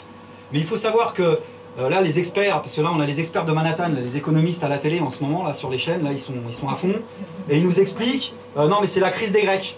Et parce que les Grecs, c'est connu, les Grecs ils gèrent pas leur crise, machin. Le petit problème, c'est que les banques françaises, elles sont exposées à plus de 80 milliards d'euros, à des dettes souveraines de pays à risque. À commencer par la BNP. La BNP à elle seule, il y a plus de 50% de ses capitaux qui sont concernés par des capitaux liés à l'Italie, à la Grèce, etc. Donc le tour de Majax qui consiste à dire, la Grèce, il y a la crise, vous savez, c'est comme les écoluches sur le nuage de Tchernobyl. Vous voyez, ça s'arrête, parce que pourquoi? Parce que Sarkozy a dit que ça s'arrêtait là. Donc chez nous, il n'y a pas de produits toxiques financiers, c'est terminé, ça s'est arrêté. On est en plein dedans. Il y a plein de produits toxiques, et il y en a encore plus avec le cadre de la crise, c'est évident. Ça, c'est la conséquence économique. La conséquence sociale, je ne reviens pas, c'est ce que j'ai essayé d'expliquer tout à l'heure. Le meilleur moyen d'être solidaire des Grecs, c'est d'organiser nos luttes et nos mobilisations sociales ici en France, contre notre propre gouvernement. Et même si ça paraît pas beaucoup des fois, dès qu'il y a une lutte, il faut la soutenir. Les salariés de Roissy qui ont fait grève en décembre, et qui sont revenus à la gueule du monde entier, enfin en tous les cas, la société française entière en disant nous, le discours, on serre la ceinture, c'est terminé. Maintenant on réclame de l'oseille, le pouvoir d'achat, ça ne nous parle plus, on va vous parler plus clair, on demande une augmentation de salaire. Et bien il fallait les soutenir, on était là, il faut continuer à les soutenir. Parce que le gouvernement, lui, l'a compris, et du coup il attaque le droit de grève derrière. Donc je dis ça parce que les campagnes électorales pour nous, c'est pas des moments d'apnée, où on serre les dents pour pas dire autre chose, en disant on attend 2012. On attend 2012. Parce que tous ceux qui vous suggèrent ça dans le mouvement social, je peux vous dire déjà ce qu'ils vont vous dire une fois que 2012 sera arrivé. Il y aura un gouvernement PS, ils vous diront on va attendre un petit peu, on va leur laisser une chance. Et ben nous on revendique tout de suite le droit à l'impatience. Et je vous dis tout de suite. Parce que si la gauche passe, le PS passe, ils auront tous les rouages du pouvoir. Et là, le pouvoir dont je parlais. mais du local au national, les régions, les cantons, les départements, le Sénat. Donc ils n'ont pas le droit à l'erreur, qu'ils nous fassent pas le coup, attendez septembre, laissez-nous le temps. Non, on va rien leur laisser le temps du tout. On sera là et dès le départ. Et ça se prépare maintenant. Et les conséquences politiques de la Grèce pour moi, je termine là-dessus, c'est qu'il y a deux gauches, d'un côté ou de l'autre de la barricade. Et il suffit de regarder en Grèce. Il y a celles qui votent les plans d'austérité, puis il y a celles qui étaient du côté des barricades. Bah nous en Grèce, on est du bon côté de la barricade, je peux même vous dire mieux, on est sur les barricades. Et on l'assume. Donc il y a une conséquence politique et une démonstration qui est plus utile que toutes les disquettes du monde et tous les topos du monde, parce que là, c'est une démonstration concrète. La crise environnementale ensuite, sur la question un peu du rapport, la combinaison entre finalement le modèle économique et puis les questions environnementales, pour nous ça passe par deux choses. D'abord, il n'y a pas d'opposition pour nous entre les questions environnementales et les questions sociales. Et je crois qu'on a trop soupé dans ce pays d'une partie de l'écologie qui, au nom de l'environnement, sous-estimait les questions d'emploi, dans le domaine de l'énergie notamment, même dans la question du nucléaire. Et de l'autre côté, une partie du mouvement syndical qui était tellement accrochée à l'emploi qu'en oubliait les questions environnementales, c'est-à-dire de reconvertir des sources énergétiques parce que c'est nécessaire. Et c'est nécessaire notamment pour le nucléaire. Nous, on est pour la sortie du nucléaire en 10 ans. Et la sortie du nucléaire en 10 ans, vous irez voir sur notre site, on a des mesures concrètes, contrairement à ce que les gens pensent, ça crée de l'emploi. Ça n'en détruit pas, ça en crée. Fessenheim, par exemple, il faudrait que ça devienne un laboratoire d'énergie alternative. Et ça créerait de l'emploi. Mais beaucoup plus que ce qu'on veut bien croire. Donc ça passe déjà par ces mesures-là, tenir bon sur les questions d'emploi. Et puis il y a une question plus profonde, c'est la question du type de société qu'on construit. Alors je vais faire un peu gonfler, mais il y en a un qui a introduit la question, qui n'est pas celui qu'on attend, qui est Nicolas Hulot. Qui n'est pas forcément de notre famille politique, mais lui il a dit une chose toute simple. Il a dit la crise environnementale, elle est telle que le mode de consommation et de production tel qu'on l'a développé ne peut plus vivre, il est à bout de souffle. Il faut en inventer un autre. Et lui, Nicolas Hulot, il a dit, du coup, il faut partir en sens inverse, il faut partir de la planification des besoins. Bon, ça va, c'est Hulot qui l'a dit, donc personne n'est parti en courant. Moi, je leur ai dit, tout le monde serait parti en courant. Mais il a raison. Le logiciel de l'économie de marché, et c'est ça le drame, c'est que c'est une économie qui produit d'abord et qui se pose la question de l'attribution de ses ressources après coup. Quitte à faire du gaspillage, quitte à créer le chaos climatique. Donc il faudrait changer de logiciel. C'est-à-dire planifier en amont la satisfaction des besoins sociaux, c'est-à-dire partir de ce qu'on a uniquement besoin, démocratiquement, pour établir après coup la croissance à la hauteur de ce qui est strictement nécessaire et respectueux de l'environnement. Donc le débat, c'est pas plus ou moins de croissance, c'est la croissance qui est nécessaire pour avoir le correspondant au niveau social et environnemental. Et là, en effet, il y a une question de société, de fond, sur le type de société qu'on veut construire. Et puis je termine par l'ami artiste, là, pour te dire que nous, dans le projet de société alors je pourrais développer sur la culture, il y aurait beaucoup de choses à dire sur la culture qui a besoin de sortir en effet de l'économie marchande et puis de toute logique autoritaire ou totalitaire. Nous on pense que dans le domaine de la culture, ça doit être toute licence en art, et qu'en l'occurrence, pour nous, la question du travail, puisque tu l'as posé aussi, on est pour un vieux dicton qui dit chacun selon ses besoins, chacun selon ses moyens. Ça veut dire qu'on est pour un modèle de société où en effet on œuvre à une destinée collective et qu'on reconnaît même dans ce droit à la société-là. Alors là je vais à la contre-courant de tout, va falloir couper les caméras parce que sinon on va avoir un procès de Sarkozy demain. Nous on est aussi pour le droit à la paresse. Voilà. Je pense par exemple qu'il peut y avoir des moments de sa vie où si on avait tous un emploi, des moments où on a envie de faire autre chose, des moments où on a envie de changer de boulot, d'activité, mais ça nécessite de casser la logique marchande. Et ça peut pas le faire simplement par qu'une accumulation de micro-expériences. Mais voilà, on n'a pas de rapport, et nous on est pour abolir le salariat tel qu'il existe. Voilà, et avoir un autre rapport qui soit libéré de l'aliénation au travail. Mais bon, là c'est un sujet de discussion en tant que tel que notre camarade regretté Daniel Ben Saïd développait de temps en temps dans un café pas très loin d'ici, notamment dans le 20e. Voilà, j'en ai dit encore beaucoup trop.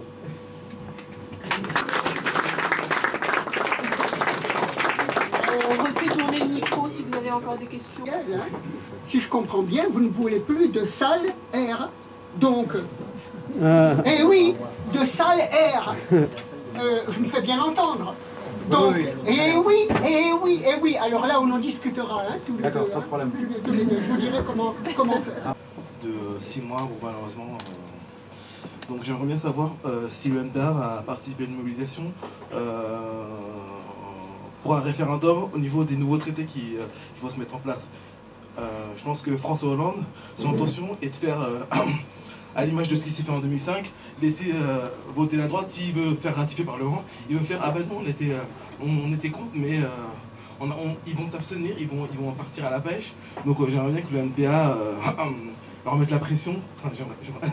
Parce que je pense que c'est l'organisation la plus mobile sur le terrain, enfin, qui a des capacités de mobilisation sur le terrain qui sont assez intéressantes. Et je voulais savoir en fait de quelle manière vous allez mobiliser pour qu'il y ait un référendum, parce que ça permettra de refaire une politisation. Et donc pour moi c'est une question assez importante. C'est vraiment une question très importante. J'ai une toute petite remarque, peut-être qu'Olivier, tu pourras un peu expliciter ça, sur l'histoire des délocalisations. Vous savez, en ce moment, on entend pas mal parler de Renault qui va ouvrir une usine au Maroc, de Le Jabi qui délocalise en Tunisie et tout ça.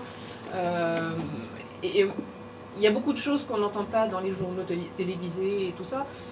Par contre, les histoires de délocalisation, on en entend vachement parler et c'est vachement présenté comme... voilà, c'est dans la logique, c'est dans l'air du temps, c'est dans la logique un peu nationaliste de toute façon c'est la faute des Chinois, c'est la faute des Maghrébins, ils nous piquent notre boulot, etc. Alors qu'en réalité, les délocalisations ne représentent que 10% des suppressions d'emplois en France, c'est-à-dire que dans 90% des cas, ce sont de pures destructions d'emplois qui découlent de la logique de crise, voilà, de casse du statut des salariés et de leurs conditions de travail. J'étais resté en contact avec le NPA du coin, je fais circuler une petite feuille pour que vous laissiez vos coordonnées. Olivier, vous parliez tout à l'heure de l'exposition des banques aux différentes dettes souveraines grecques, italiennes, ça. Mais il y a peut-être un sujet que vous n'avez pas abordé, c'est que ça a un impact direct sur l'épargne des Français. Puisque, comme vous le savez, tout l'édifice fiscal et réglementaire en France est fait pour détourner l'épargne des Français vers deux destinations bien précises. La première, c'est le logement social, donc c'est le livret A, les choses comme ça. Et la deuxième, c'est l'assurance vie. L'assurance vie, donc un produit d'épargne très populaire en France, où la plupart des banques blindent en termes de dette souveraine. Donc, un défaut des dizaines de milliards dont vous parlez va se traduire par une baisse drastique de l'économie des Français. Et une deuxième remarque, vous parliez de révocabilité tout à l'heure. Il y a peut-être, je crois que ça existe déjà dans le monde, et il me semble, je suis pratiquement sûr qu'en Californie ça existe, et que le gouverneur Schwarzenegger s'était pris ça il y a quelques années, enfin, pas lui ou peut-être un adjoint ou je sais plus quoi. C'est ce qu'ils appellent le recall. En gros, sur la base d'une pétition, le type se fait virer assez rapidement. Et il y a une troisième remarque là-dessus, peut-être on risque d'être en désaccord, c'est lorsque vous avez parlé de planification des besoins. Je pense que ce serait une erreur, enfin, c'est une erreur fondamentale de raisonner comme ça, parce qu'il n'existe pas de personne capable de définir et de faire émerger les besoins de 1, 10, 100 personnes, et je ne parle même pas de 60 millions de personnes ou de 400 millions de personnes comme dans l'espace européen. Les gaspillages dont vous parlez, notamment, je pense que j'imagine que vous parlez de l'agriculture, des choses comme ça, il faut savoir que ce ne sont pas des dysfonctionnements qui sont dus au marché, mais qui sont dus à des choses comme la politique agricole commune, qui de fait impose la productivité, le surproductivisme, on va dire, tous les Bretons le savent, en Bretagne, l'élevage de lisier de porc, les choses comme ça, provoque des dégâts environnementaux énormes, et ça, ce sont des décisions étatiques et absolument pas des décisions de marché. Ah oui, et il y a une dernière analogie peut-être que vous pourriez prendre par rapport aux dettes souveraines, c'est avec les emprunts russes. C'est-à-dire que le coût des emprunts russes au début du XXe, c'est le même coût qui est fait avec l'assurance vie et les dettes souveraines 100 ans plus tard. Un film qui s'appelle Debtocratie sur la dette. On n'entend pas. Ah bon? Il y a donc un mois, nous étions réunis ici pour attirer l'attention des gens du quartier de Belleville sur les problèmes de la dette. Et on a eu une assemblée citoyenne extrêmement passionnante où chacun a finalement décidé qu'il était très important qu'on prenne ce problème en charge. Et on a donc décidé de former un comité de lutte contre la dette dans lequel il y a des camarades du NPA, des camarades d'autres organisations.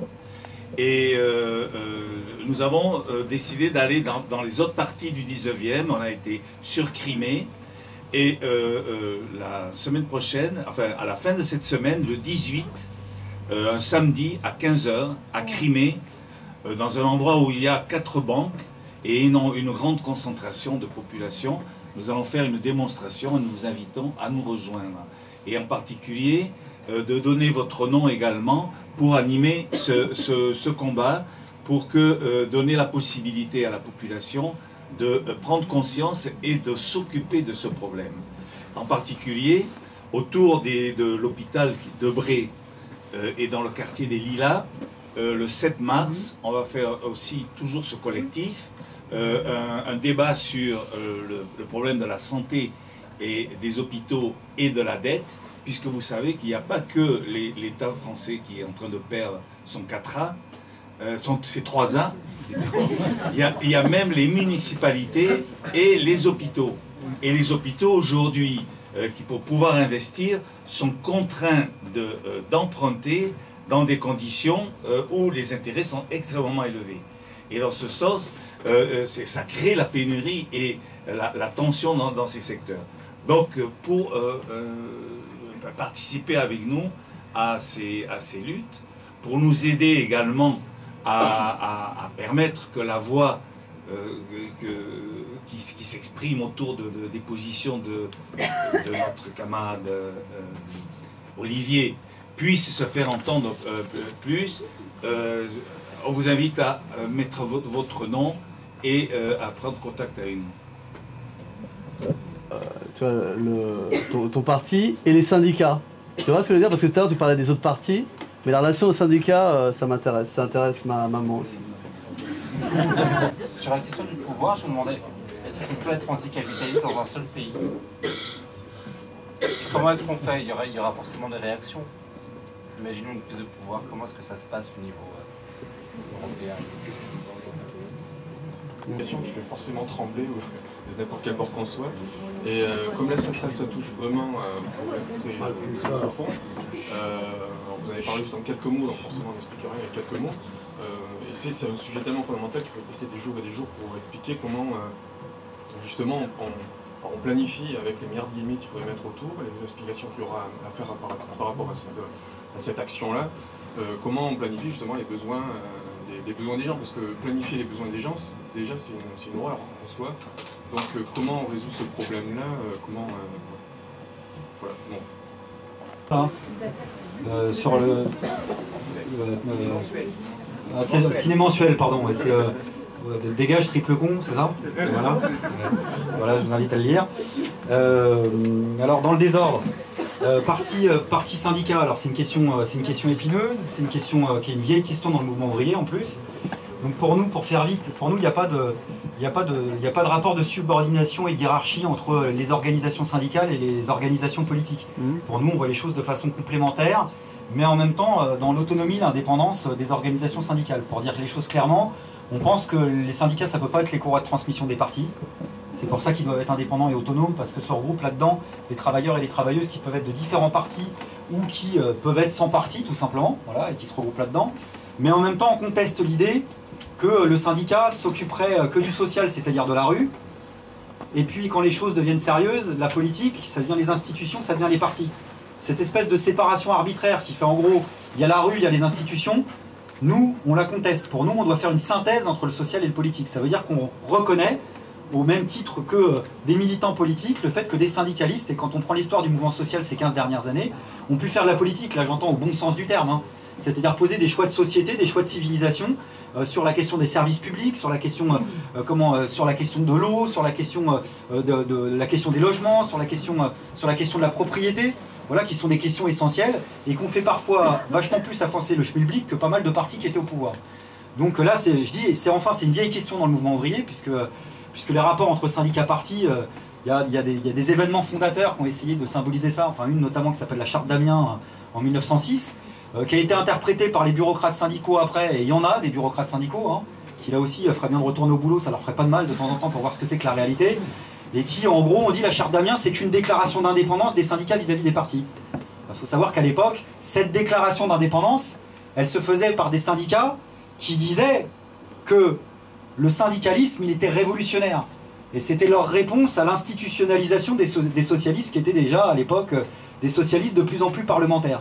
Donc voilà, donc il y a des... Et puis je prends l'exemple de la France, mais il y a d'autres exemples. Donc pour nous, pour résumer, c'est des lieux de résistance unitaires qu'il faut protéger en tant que tels.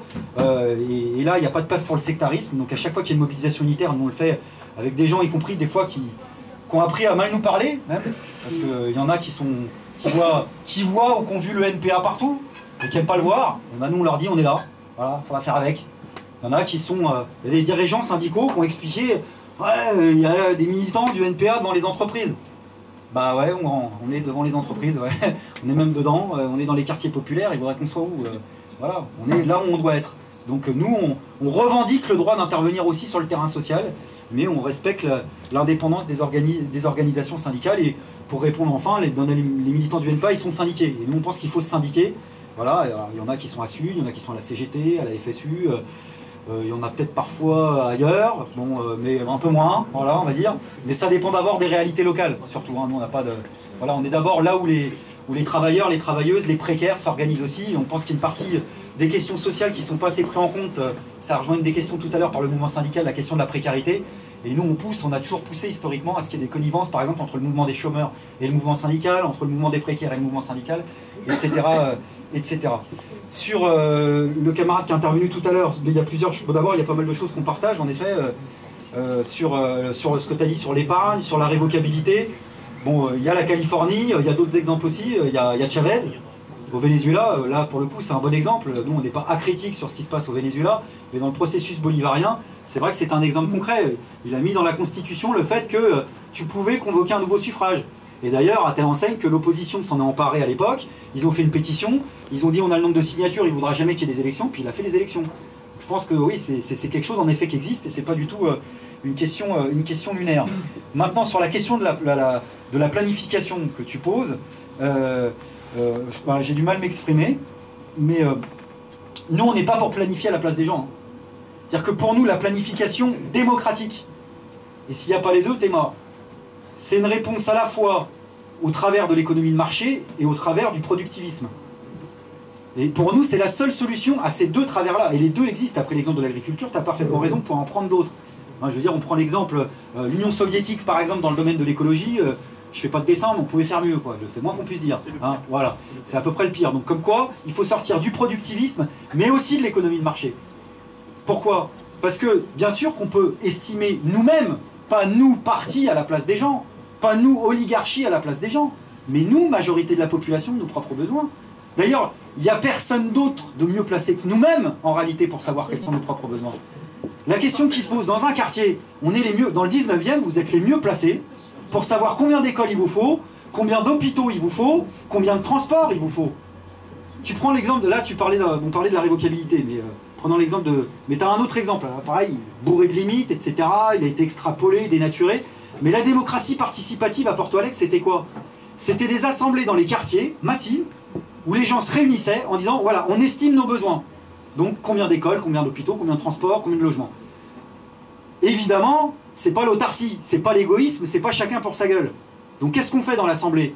On met sur le papier, on envoie des délégués qui vont discuter dans une assemblée où viendront des délégués des autres assemblées qui ont fait exactement le même boulot, avec un mandat de révocabilité. Et dans cette assemblée avec les autres délégués, on voit les problèmes. C'est-à-dire on part, et c'est ça qui est intéressant, ça veut dire ça, planification démocratique, pour moi, pour nous en tous les cas.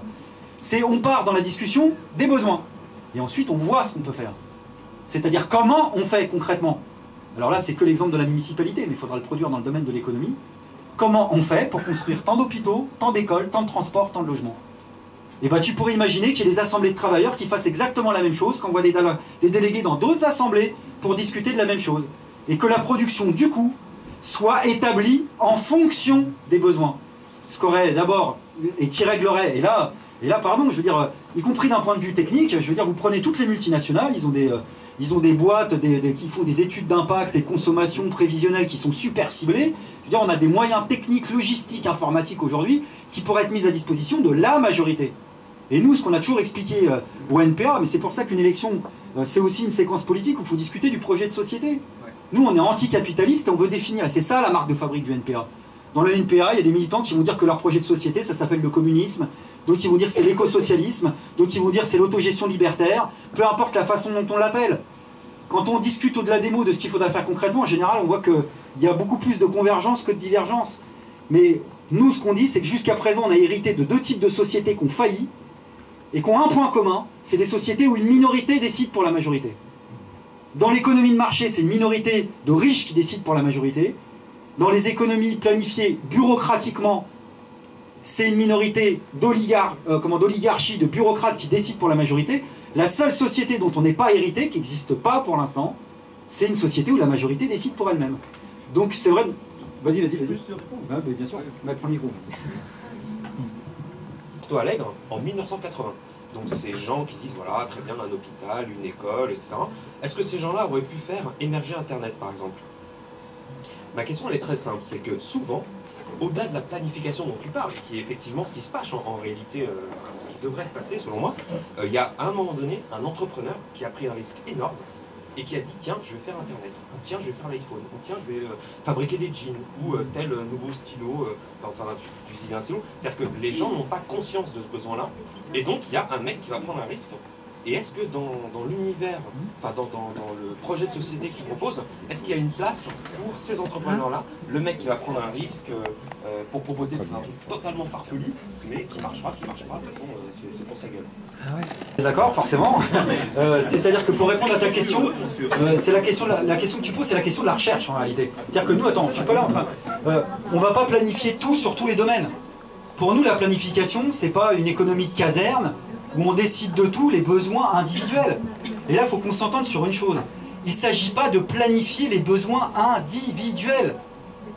Dans la société qu'on défend, pour nous, il y a un rapport complémentaire entre l'individu et le collectif. Et là, y compris, il faut renouer avec une partie de la critique libertaire, etc. Ne parle pas de planifier les besoins individuels. Parle des besoins sociaux collectifs.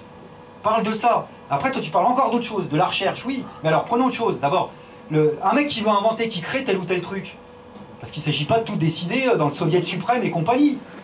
Qu'il y ait une recherche qui permette d'avoir des découvertes, évidemment, mais le problème, je te retourne le problème, c'est que dans l'économie de marché, on n'est plus à l'époque du Concorde-Lépine, hein. Le mec qui crée son truc, qu'est-ce qu'il fait? Il a son brevet. Toutes les multinationales qui lui sautent dessus en disant « je t'achète ton brevet et je vais faire du business dessus ». Donc la question qui se pose, c'est comment tu fais à partir d'une découverte pour en faire profiter à tous. Donc tu rejoins la question de l'initiative individuelle, mais partagée par la communauté. Donc je te dis pas que le point d'équilibre il est toujours facile à trouver, mais en tous les cas nous c'est dans cette optique-là qu'on... alors et voilà, par ailleurs le problème que tu soulèves, évidemment toutes les limites, c'est que on peut pas, et là ça rejoint une des questions, c'est est-ce qu'on peut être anticapitaliste dans un seul pays? Du coup vous venez de comprendre, bien sûr que non. Pour les raisons que tu viens d'évoquer, parce que par exemple, ne serait-ce que sur une découverte comme Internet, c'est évident que ça ne peut pas se faire dans un seul pays. Donc le modèle tel qu'on l'imagine, qui n'est pas un modèle clé en main, c'est déjà d'emblée par exemple à l'espace européen. Parce que là la question qui se pose, et ça rejoint la question du nationalisme, etc. Vous savez que les grands fervents de l'Europe, il y a encore quelques années, qui nous construisaient une Europe libérale, et nous on disait, on est tellement amoureux de l'idée de l'Europe, qu'on ne veut pas de cette Europe-là parce que vous allez bousiller de l'Europe elle-même, bah, qu'est-ce qu'ils vous disent aujourd'hui? Protectionnisme, Made in France, c'est les mêmes. Oh, Bayrou qui nous parle du Made in France, mais moi je me souviens de débat avec lui au moment du traité constitutionnel européen. Si t'étais pas d'accord avec le traité constitutionnel européen, t'étais pas pour l'Europe. Et il est où son discours? Made in France. Donc la question, et là il y a une vraie course de vitesse. C'est-à-dire que la loi d'interdiction des licenciements dont on vous parlait, les services publics, le service public financier par exemple dont on vous parle, ou bancaire, c'est à l'échelle de l'Europe qu'il faut le faire. Parce que de toute façon, pour que, et ça répond aussi en partie à la réponse de les richesses qui peuvent se barrer, les richesses, elles circulent notamment dans les 2/3 des cas pour la France, dans l'espace européen. Donc là, il y a une vraie course de vitesse pour la construction d'une autre Europe, et paradoxalement, ça va être nous qui vont tenir un discours le plus internationaliste et le plus en phase avec un espace européen partagé, mais qui sort des traités, alors là ça rejoint à ta question à toi, mais qui sort des traités précédents. Il faut commencer par ça, les traités de Maastricht, le traité constitutionnel européen, et en effet les traités qui nous préparent, et qui vont passer en loose day, puisque là, dès, je crois que c'est le 21 février, au Parlement, il va y avoir le vote sur la mise en application du mécanisme financier, lié aux différents sommets européens, donc ils vont nous faire passer la pilule comme à chaque fois. Donc nous, dans la lignée de ce que j'expliquais tout à l'heure, on est dans le cadre de mobilisation unitaire pour résister au coup par coup, et là en premier lieu avec tous ceux qui avaient défendu un peu le nom de gauche au moment du traité constitutionnel européen, et faire en sorte que l'outil référendaire soit pas un outil qui se retourne contre nous, parce que c'est ça qui nous prépare en fait. Et là, notamment, on prend l'exemple des traités constitutionnels européens, c'est-à-dire quand on vote contre, ils s'en foutent, ils le passent quand même. Et ils nous pondent un référendum sur quoi? Sur les chômeurs. Sur les chômeurs et les immigrés. C'est-à-dire le truc vraiment qui sent bien mauvais, quoi. En Grèce, ils ont du chantage. Si tu votes pas le plan, tu sors de l'euro. Voilà, et par exemple, tu prends l'exemple de la Grèce. En effet, dans la discussion, par ailleurs, en Grèce, il faut dire ce qui est. Je pense que les questions du rapport à la construction européenne, il faut aussi le comprendre, se posent pas, et là pas que pour des mauvaises raisons, de la même manière en Grèce ou en France. Parce que c'est vrai, moi pour avoir été sur place, t'as une impression partagée au niveau populaire d'une espèce de colonisation des grandes puissances occidentales de l'Europe en Grèce qui viennent se servir et bouffer, qui consiste à dire, mais et qui n'est pas que l'Allemagne, hein, la France aussi, parce que voilà, donc à un moment donné, mais en effet pour répondre à ça, il faut que nous on soit capable, l'idée qu'on se ferait de l'Europe, ce serait quoi? Ce serait une assemblée constituante européenne, c'est ça qu'il faudrait en réalité. C'est-à-dire des élections dans chaque pays où on envoie, sur la base du suffrage universel, des délégations qui iraient dans une assemblée dont le seul but serait d'élaborer cette fois-ci une construction européenne qui soit faite cette fois-ci par et pour les peuples. Que ce soit sur les questions économiques, politiques ou démocratiques. Ça prendrait beaucoup de temps, mais c'est ça qu'il faudrait faire. Et c'est ça que nous on défend avec d'autres forces anticapitalistes européennes. C'est-à-dire que nous on a appris à se rencontrer, à se côtoyer, à se connaître aussi, c'est pas évident, et à défendre ces perspectives-là. Donc les questions pour nous de consultation populaire, pour répondre à cette question-là, on ne l'envisage qu'avec ces conditions-là. Parce que la consultation populaire en elle-même, elle peut être utile comme elle peut se retourner contre la population. Donc pour nous, la question de fond, c'est le type de construction qu'on veut faire. Et je termine en disant sur la question des délocalisations dont tu parlais, pour moi c'est un très bon exemple. C'est-à-dire que là, vous savez, l'histoire de Renault, etc., là ils en ont fait des tonnes sur Tanger. Bon, qu'est-ce qui va se passer à Tanger? Il va se passer à Tanger ce qui s'est passé à Dacia en Roumanie, il y a maintenant 2 ou 3, 4 ans, je ne sais plus.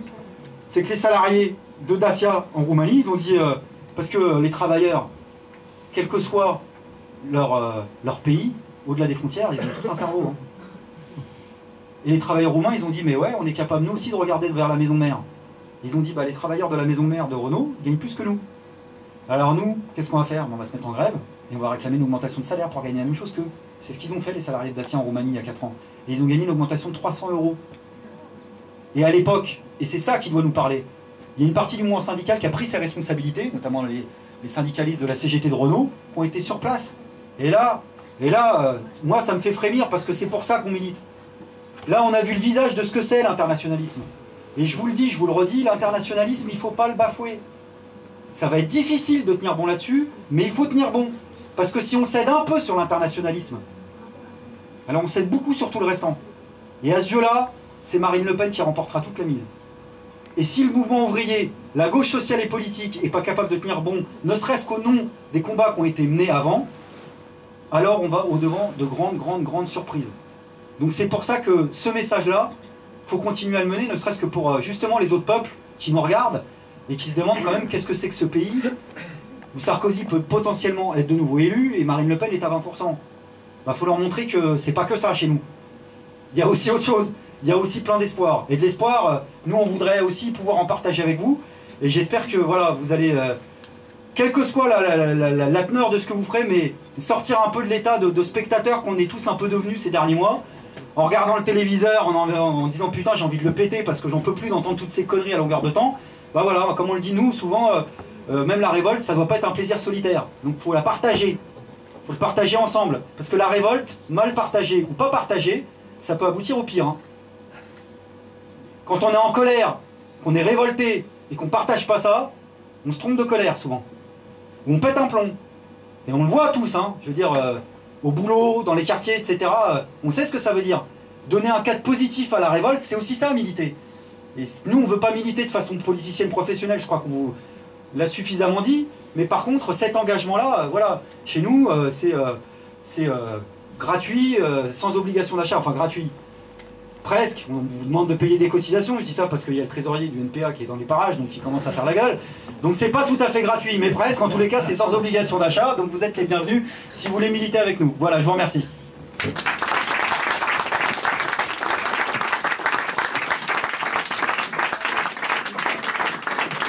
Voilà, pensez à les soutenir en partant.